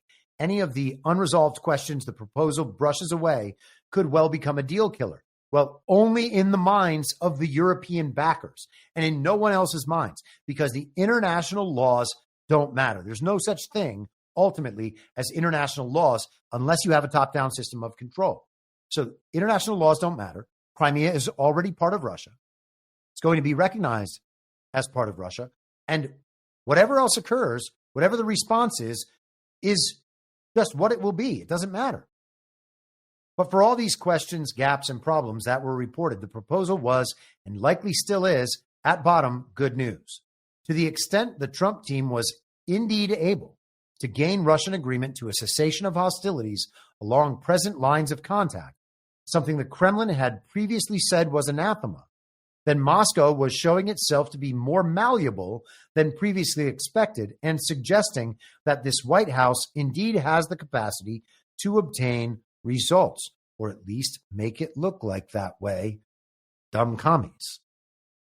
Zelensky, and of course they have the capacity to obtain results. I'm not suggesting that. They just mean obtain results on behalf of the regime and its interests. Zelensky reiterated his willingness to embrace a full ceasefire and then commence talks while Kyiv and its European friends responded to the U.S. offer with a counteroffer, which, among other things, would commit the U.S. to a collective security guarantee for Ukraine, permit Ukraine's backers to deploy troops in the country, condition U.S. sanctions easing on attainment of peace, and renounce restrictions on the Ukrainian armed forces. But you're not going to get it. That's the thing. So they go through some of Zelensky's willingness to deal, his reasoning behind that. And right, this is true notwithstanding the risk that Russia will try to pocket favorable terms that have been proffered without making its own concessions, something the U.S. will have to resist if it wants an actual deal, and profound anxiety on the part of critics that say Trump is on his way to throwing the game to Putin. Well, no, he's not. To the extent that there is a war, it is being won exclusively by Russia and has been the entire time. Russia has all the leverage. Ukraine has zero leverage. It's just a matter of how long the regime will keep the whole thing going. That's it. Besides that, Russia has all the leverage. So Russia's not going to make any concessions. They're not going to give you the Donbass back. None of that's going to happen. It sounds like they are attempting to negotiate through very ineffective means. But let's continue. While there is no reason for Kyiv to accept the U.S. proposed deal in its present form, it should take Putin up on his offer for bilateral talks without preconditions, whether the U.S. backs away or not. Kyiv should come into these talks just as it has gone into talks with the U.S., with its European friends, though not in the room, at its back, having together defined positions, red lines, sticks, and carrots. So it wants the U.S. and the European allies at the backs of the Ukrainians, but of course they're going to lead. Offering bilateral talks without preconditions, what does that mean if the U.S. pulls away? Well, that means it's Ukraine and its European backers not trying to make a deal that the U.S. mediates, but make a deal directly with Russia. And so then how will the media present that dynamic to us? I would suggest that they will present that dynamic as Russia being unable and unwilling to come to terms on peace. And then eventually, once Russia starts using its leverage and influence, they will say that they are being attacked. And right there, you can see the way they will ride out the next few years. And I think we're going to be able to watch that and pay attention to it. Maybe that is why Donald Trump is playing this thing out so long. If he simply gets out and says we're over, or this is over, or whatever, Europe and it's the European backers, these globalists just keep on doing the same thing. Entirely possible. I think we should keep a lookout for that. The governments that remain committed to the alliance will need to find the money and weapons to continue to arm Ukraine, whatever the U.S. decides to do. They will need to continue backing Kyiv in negotiations with both the U.S. and Russia, however those develop, leveraging the power of both of European sanctions and prospects for troop deployments. So we've been told that Russia wants to take over all of Europe, and now they are telling us directly that all of Europe needs to fight Russia if the U.S. isn't going to do it. They can't both be true. They want to do something terrible because the potential terrible thing, they say, is definitely going to happen, even though there's virtually no chance that it is going to happen. Countries that are in NATO but not the EU, including the UK, Turkey, Norway, and Canada, are playing key roles in countries traditionally outside the transatlantic security zone, such as South Korea, are also engaged. And I'm sure that that is very, very important. Let me see how many notes I have left here. Man. I was hoping that I could time it just right, but I have not done so. So let's continue just a little bit here, and we'll see how quickly we can keep moving. Where are we? Where is my All right, we got to go through this part. Yeah. So we're getting into Latin America now. Okay. Opinions on the White House appear divided as to whether cooperation on migration, and this is Mexico with the cartels and stuff, on migration and security with Mexico is more important than turning it into the non-consenting battleground for the next iteration of the U.S. war on terror. This one aimed at drug lords and their empires. So is it going to be that kind of battleground? They're putting the responsibility here on the U.S. and suggesting that Mexico's not going to want to take part in getting rid of these cartels, which will then be framed as the U.S. going to war against Mexico. And I'm sure that they will probably make hay with that. Undergirding these questions is uncertainty about just how ambitious the White House wants to be in seeking to reshape the hemispheric order. Some read into the administration's actions as a desire to pull the region into a sphere of influence in which the U.S. would have enormous and nearly exclusive political, military, and economic sway. A ready-made framework for U.S. hemispheric dominion can be found in the Monroe Doctrine, which for more than 200 years has held that no power from outside the region should meddle in its political affairs. Later additions to the doctrine enshrined the U.S. right to intervene directly in other American nations. And we have seen many hints over the years, at a bare minimum, that Trump is interested in returning to the Monroe Doctrine. And that's the heading of their next subsection here. Yet restoring this 19th century scheme may not be realistic. Oh, it may not be realistic. Though never wholly abandoned, observance of the doctrine has relaxed significantly since the Cold War. Oh, you mean when the United States shifted, when things shifted so that the United States would become the central power in the global regime, the Monroe Doctrine was removed? So it's been since that point? So the Monroe Doctrine is to keep foreign influence away from North America. And that was removed, or at least significantly relaxed, quote unquote, since the Cold War. I wonder what they could mean by that. China has become a leading trade partner of many South American states, while authoritarian states such as Cuba, Nicaragua, and Venezuela have displayed capacity for survival, though resolutely opposed to U.S. influence. Well, which U.S.? Good twin, evil twin. Skipping down, Mexican President Claudia Sheinbaum, while mounting a principled defense of national sovereignty, has acceded to a host of U.S. demands on border security and extraditions of high-level criminals.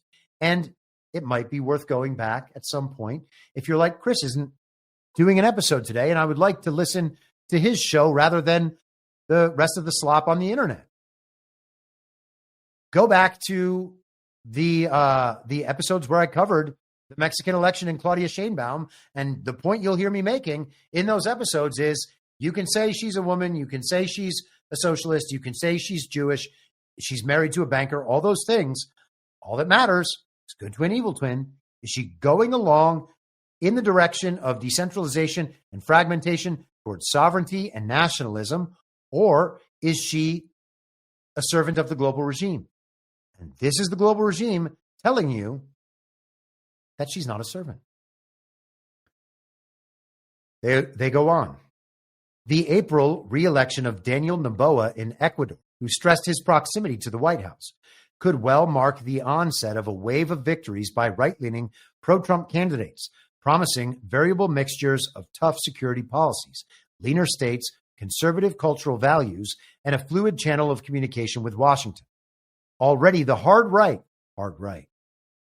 seems well positioned to win in Chile, a result that might be followed by electoral success in 2026 in Colombia, Peru, and Brazil. And then they note, of course, that El Salvador has Bukele and Argentina has Javier Milei. So all of South America, the dominoes are falling slowly, but they are all falling, and they're all going in the same direction toward sovereignty, toward nationalism, toward the end of the top-down centralized control system. with occasional tactical exceptions such as U.S. backing for Argentina's credit system from the International Monetary Fund, or Washington's readiness to forego or postpone high tariffs on Latin American states. It is far from clear what, if anything, the U.S. is ready to offer the region in terms of broad economic aid, public investment, or support for needs that are not immediately material to the White House's denizens. And good. Shouldn't be anybody. And again, back from the beginning, I forgot to mention one thing when we were talking about how they were saying Democratic choice is still involved, but it greatly benefits the incumbent party.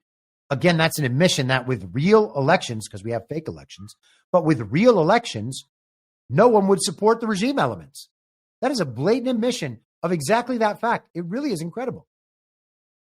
And they also mention, of course, state-led repression in Venezuela. We covered that at length on Wednesday's episode. And again, if you didn't get that episode, if you're not a paid subscriber on the Substack, you can see and hear that in a replay form on Sunday afternoon. Without doubt, the new administration's strategy of browbeating Latin American states to extract their acquiescence has so far achieved its narrow goals, while shunting other challenges to the side. So they're browbeating these nations, and it's working. Trump, the bully, again, it's not these nations just happen to align with Donald Trump. But taking the next step of revitalizing a Monroe-inspired sphere of influence would seem far more difficult so long as the U.S. is unwilling to invest substantial resources in the endeavor. Although the region is likely to shift to the right, its economies remain attached to multiple different trade and business partners. Weaker states may well adapt to the new diplomatic playbook by hedging, learning to please Washington without retreating from their other key alliances. Trumpian favorite, Bukele, after all, is one of China's closest partners in Central America. Brazil's government, for its part, has made clear that it now looks to BRICS, the bloc of developing countries that includes China, India, and Russia, as the bulwark of the multilateral order. So Brazil, under Lula da Silva, the Brazilian Joe Biden, is still pursuing the same agenda. Isn't that amazing? We can talk about Brazilian, devolution, quote unquote, way back at the beginning of, 2022? I think it was January 2022 or something. Or no, it was actually the fall of 2021. I'm going to check myself one more time. I think it was the fall of 2022 and into January of 2023. Let me just see. When was the last Brazil election? Come on, machine. Hurry it up. We've got things to do here. It was held in 2022, October 2nd. So yes, they had their January 6th on January 8th. They even had their own QAnon shaman show up. The whole thing's a farce. It's all a farce, okay? These are tells. This is how you know these things are farces. And we have to lend credence to those tells when we see them. How much do we have left here? I bet I can get through this in 10 minutes. Let's try. So now we're going to the Middle East. Man, am I really going to get through this in 10 minutes? Hold on. Got to find my spot. Messed it all up. MENA, looking for a signal in the noise. In early January, before Trump had been inaugurated, Witkoff strong-armed Israeli Prime Minister Benjamin Netanyahu into accepting a truce in Gaza. So Trump, not even president, was able to make a global regime proxy state's leader, who we're told has full control over Trump, do what he wants. And it wasn't even Trump that did it. It was Witkoff, his negotiator. Amazing. How should one interpret the White House's abrupt about faces? And they're talking about the back and forth with Iran and the rest of it. Is it seeking compromise or confrontation in the region? It has been hard to tell the signal from the noise. So it sounds like the regime is just as confused as the television is. You know who's not confused? None of us. Or all of us. I think I messed up a double negative there.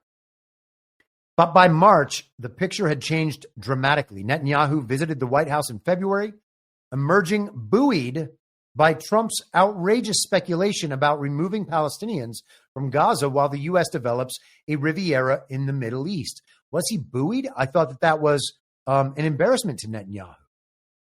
And also, of course, you remember Trump taking the upper hand when they shook hands. Netanyahu has gone and visited him at Mar-a-Lago, and he's visited him twice at the White House. So Netanyahu controls Trump, or is it the other way around? The Israeli premier heard this remark as an endorsement of his own plans to induce the Palestinians' forced migration, characterized euphemistically as voluntary emigration from the Strip. Now, how amazing is that? They are voluntarily leaving the Gaza Strip, and then all the war that has happened there, as I said a long time ago, is a construction project. Isn't that incredible? The global regime is confirming my crazy conspiracy theories that are actually not crazy. They're the only way that the thing could possibly be working, but there's no proof of them from the mainstream media, and therefore they remain crazy conspiracy theories. You can find that episode, February 5th, 2025, Construction Project, or at least one of the episodes where I've discussed this. I think I've discussed the construction project more times than that. But yeah, okay, it was beginning of February. Sometimes in January. Yeah, I think January. I don't know. Anyhow, many times we've discussed the construction project, and that's exactly what this seems to be. If they are emigrating because a Palestinian state has already been set up, and they're like, you know what? This is just going to be this thing. We're going to leave to this area. And all the deal is done, as it probably was years ago. This is exactly the sort of thing you'd be telling, or you'd be seeing them tell us. Oh, it's being called a voluntary emigration, but Trump's actually helping them remove all these people from their homes. Less than a month later, Israel reneged on its ceasefire commitments and restarted its bombardment of Gaza. Thus, not only has Trump seemed to condone ethnic cleansing, but he's also made the January ceasefire effort seem insincere, a gimmick to keep scenes of bloodshed from tainting his inauguration ceremony. If you say so. Ideological battles. Nor does either Trump or Witkoff appear to have a handle on the ideological battles raging within the administration about Middle East policy. Broadly speaking, these pit adherents of a traditional U.S. approach to the region against critics of it. In recent history, the Middle East has received disproportionate attention in U.S. foreign policy thinking due to its strategic location, its hydrocarbon riches on which the global economy still relies, though not for long, if Saudi gets a nuclear deal and Iran gets a nuclear deal and the rest of it. And I say deal, all this stuff's already set in stone. And the domestic political importance of ties with Israel. So it's changing the traditional approach. That's neocons, that's global regimes, that's global Zionism. Now we have a different approach. The costs of that outsized role have produced many skeptics in Washington, some of whom are represented in the Trump administration. Early personnel decisions, particularly at the Pentagon, suggested that the skeptics would have an important voice in policymaking. Their objections to establishment logic are rooted in a narrower understanding of vital U.S. interests and how to secure them, which critics have described as neo-isolationists. And again, it's just a movement away from the top-down control system. They contend that the traditionalists still carry a lot of weight.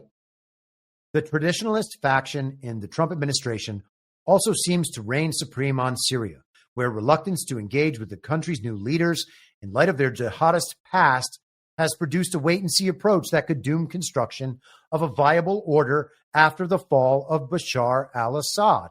So they got the dictator Assad out of there, brought in a former ISIS terrorist, or is it al-Qaeda terrorist? And it's just not working out as well as they thought. They're not going to deal with that guy. That guy was just being shown off by Emmanuel Macron as some sort of trophy the other day. All of it's ridiculous. But again, they're kind of telling us it's not going to work Assad's going to be back. If it does not change course, and if Assad's going to be back, then did he ever leave? If it does not change course, the administration could help trigger a relapse into conflict that could endanger the country's minorities, boost Islamist militancy anew, and set off more uncontrolled migration out of Syria. And so they want that to happen, of course, because the global slave trade must continue. Can we do it? Maybe we can do it. A cloudy forecast. Things do not have to go this way. The U.S. could engage Syria's new authorities and de-escalate with the Houthis, though Trump seems to have forgotten about Gaza, and he has de-escalated with the Houthis. He's forgotten about Gaza, or so it seems, even as aid organizations run out of supplies and Palestinians near starvation amid Israel's blockade. The White House could decide to push for a lasting ceasefire in the Strip, which would have salutary knock-on effects on several other regional files. Regional actors also have a vote. If Israel keeps squeezing Gaza unchecked, or worse, tries to force Palestinians to leave the territory for Egypt, the administration is likely to find itself preoccupied with Middle East affairs, whether it wants to be or not. And that sounds like another idle threat. They go on. Trump has one trait, a preference for transactionalism over warfighting. That could be good news for the Middle East. His desire for a deal with Iran creates an opportunity for diplomacy that deserves support. Success in talks with Tehran would avert a potentially ruinous war and could boost diplomatic efforts elsewhere. The challenges to reaching a new agreement, particularly one that Trump can portray as better than the deal he scrapped during his first term, are formidable. They probably aren't. As the president himself said, failure would likely raise the risks of armed conflict, with Israel in particular eager to see bombs drop on Iranian nuclear sites. Good luck making that happen, you insane neocon warmongers. The multilateral system, less with less. So now they are really attempting to get their heads around all of this. What are we going to do now that we don't have any of this power or any of these resources? The Trump administration has done much to weaken the multilateral system in its first 100 days, but it has also highlighted how weak that system was in the first place. But we're told it's the only thing that can protect all these countries and the world order and all these vulnerable peoples and etc. But the system was already weak. It's like it's mostly a facade. It's just a show. It's just a projection of abstract power that does not exist in the real world. It's part of the construction of the false reality. They're admitting it. Yet if this U.S. rejection of the post-1945 international order has been striking, the failure of other nations to rush to that order's defense, including financially, is equally remarkable. Didn't they just tell us, like 15 pages ago, that all of these other countries were going to provide the backstop and stop Trump? These are the smart people, remember. These are the elites of the elites. A premier globalist think tank is contradicting itself within one document unless the reader exists in the false reality. Events also conspired to highlight the UN's usefulness. They're worried, by the way, about UN funding. The UN funding is going to collapse. They can't do anything for peacekeeping efforts, etc. It's kind of what I was referring to earlier. The Security Council became the locus of U.S. efforts to manage a nuclear crisis with North Korea. Come on. Maybe in the fake and illegitimate Biden term, maybe prior to Trump's term. It helped that Trump's choice for UN Ambassador Nikki Haley was welcomed by other delegations as a traditional Republican, someone who is hawkish and hyperprotective of Israel, but looking to work within rather than dismantle the system. So a neocon warmonger, a global regime stooge that they were happy to have there. And again, an example of someone around Trump in the first term who was not put there to be the best possible Trump-aligned servant of the American people that he could possibly find. It was a person put there for a role. So it's not that we don't trust Trump. It's that he does things for multiple reasons, and we can't immediately know which reason he's doing which activity for. So they retract. Not so today. The system has no clear champion. European powers have made it clear that, preoccupied with their own defense as Trump retrenches from Europe, they have little cash to spare for UN operations. China has telegraphed that it will not bail out multilateral bodies deserted by Washington. So if the U.S. pulls out and China's not going to bail them out, well, what's going to happen to these multilateral bodies? Either they would collapse to nothing or they would just be gone. Non-U.S. diplomats in New York and Geneva insist that they will fight for international law and cooperation as best they can, but it is not clear how far they can go. After the U.S. quit talks on a pandemic accord in January, other UN members approved the deal, which should help them react to future plagues in a more joined-up way. But many diplomats admit that their political masters back home are wary of taking positions at the UN that would risk bilateral relationships with Washington. The lack of a strong international response to the administration's behavior is also in part a reflection of many states' pre-existing frustrations with the multilateral system.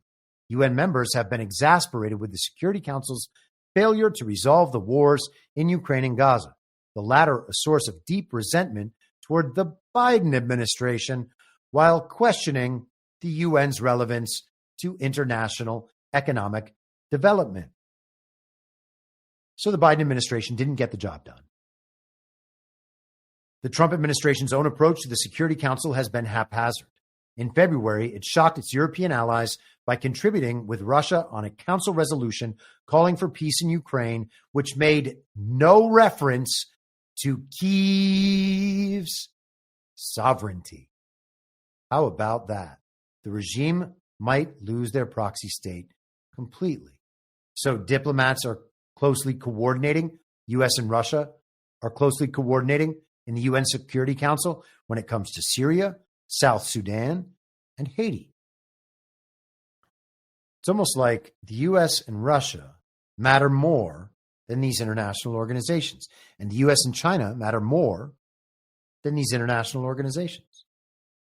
As we've been talking about for years. While the organization's operational contribution to development has long been in decline, it has remained a platform for rich and poor states to hash out common visions of aid, including the 2015 Sustainable Development Goals. Oh, that's so cute. Sustainable development. Chuck that out the window.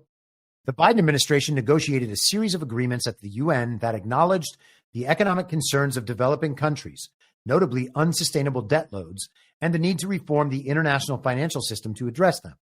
It was never clear that Washington would fulfill such pledges.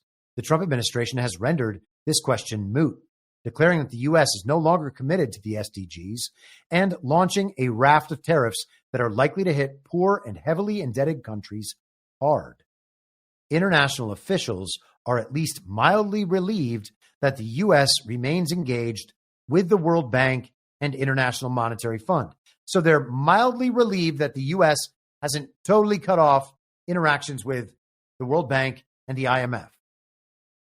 They're saying that heavily indebted nations will be hit hard by all this. Well, what happens when heavily indebted nations are hit hard? They can't repay their debts. Who are their debts to? The global regime and its fiat central bankers who have controlled the world through the regime fiat currency, currently branded as the American dollar. Isn't that incredible? So the war is against the regime fiat bankers, and they're going to be the ones who are on the short end of the stick here. And we are so close to the end. Isn't that amazing? Just these sections left, then we are done. And I was right that it would take about an hour and a half when I said that the other day. So that's positive. And you guys have still been hanging in there in the chat in all places. In fact, more people are in Substack now. So that's quite cool. Thank you, everybody, very much. All right, let's bring this to a conclusion. Toward less with less. Though the administration's cuts to humanitarian aid directly affect fewer countries than its economic policies, they threaten to hollow out one part of the UN system that many diplomats felt was irreplaceable. This is the World Food Program and the UN High Commissioner for Refugees. It's incredible. I think that there was a Hunter Biden involvement with the World Food Program. That was a while ago. I haven't looked at that in a while. So Don't quote me on that. As of 2024, the U.S. was covering almost half the costs of many major humanitarian efforts. The Trump administration has rejected this logic. So we were funding all of it. And now Trump's not going to do it. And I have to check with the machine because I can't leave that unknown about Hunter Biden and the World Food Program. And we'll check that in just a second. So Trump has rejected the U.S. covering half of the cost of all of these UN humanitarian efforts. Aid experts acknowledge that the UN has some bureaucratic fat to trim, but these reductions erode the UN's last remaining claims to global relevance. How about that? The critical central global governing body that has existed first as the League of Nations, then became the UN after the United Nations after World War II, is no longer relevant globally. It's broke. It can't do any of the stuff. It can't even run its quote unquote peacekeeping missions because they don't have the proper military support for it. It's totally collapsing.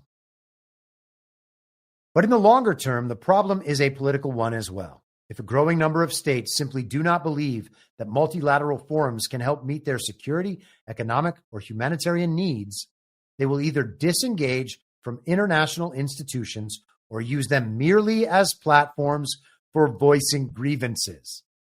Some diplomats speculate that the Trump administration, which is undertaking a comprehensive review of its multilateral commitments, could eventually pull the U.S. out of the UN altogether. And thus ends the report. So saith the International Crisis Group. That, my friends, is a cheat code for geopolitics as it stands right now, in my estimation. And I know you can go back to your normie truthers who tell you what's happening on Fox News, playing Match Online, and they will not have any thoughts about absolutely any of this because it's just headlines and playing Match Online. But, you know, to each his own.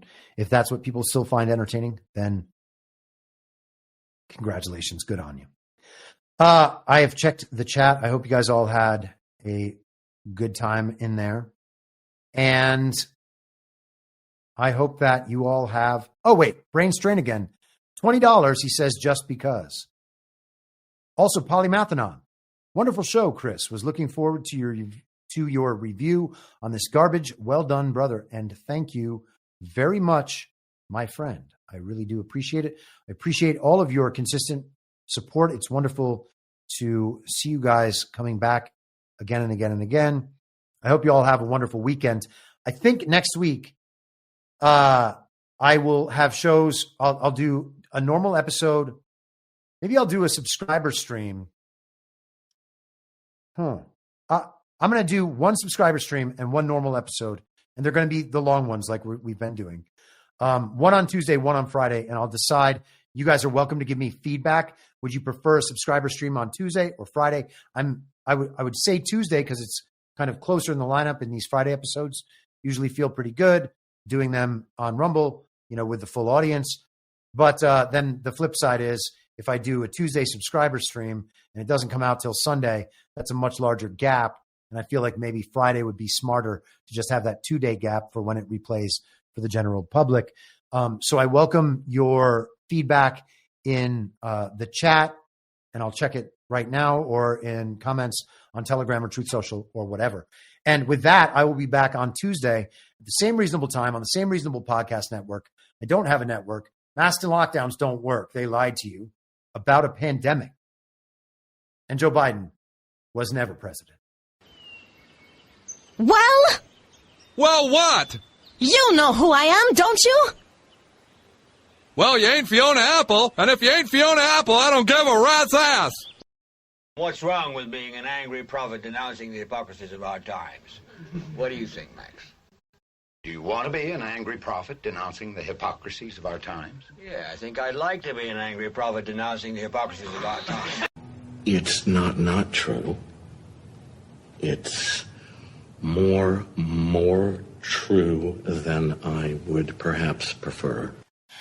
Can we stop this cruel game and allow the boy to keep one shred of dignity? For God's sakes! I can't stand to see him in all this pain! You vicious bastards! Let him move in with you!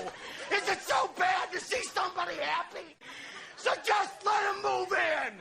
For the love of God, let the boy move in with you! Good Lord! And I will not let you down. We do a little trolling. It's called We Do a Little Trolling. What? In my mind, that's the end game. If you're listening for free and would like to support the show, the best way to do that is by signing up for a paid subscription at imyourmoderator.substack.com. You can find the info stream over on Telegram at t.me/veryreasonable. The merch site is cancelcouture.com, and for all my other links, you can visit linktree.com/imyourmoderator. And I'll see you soon. Down on the range.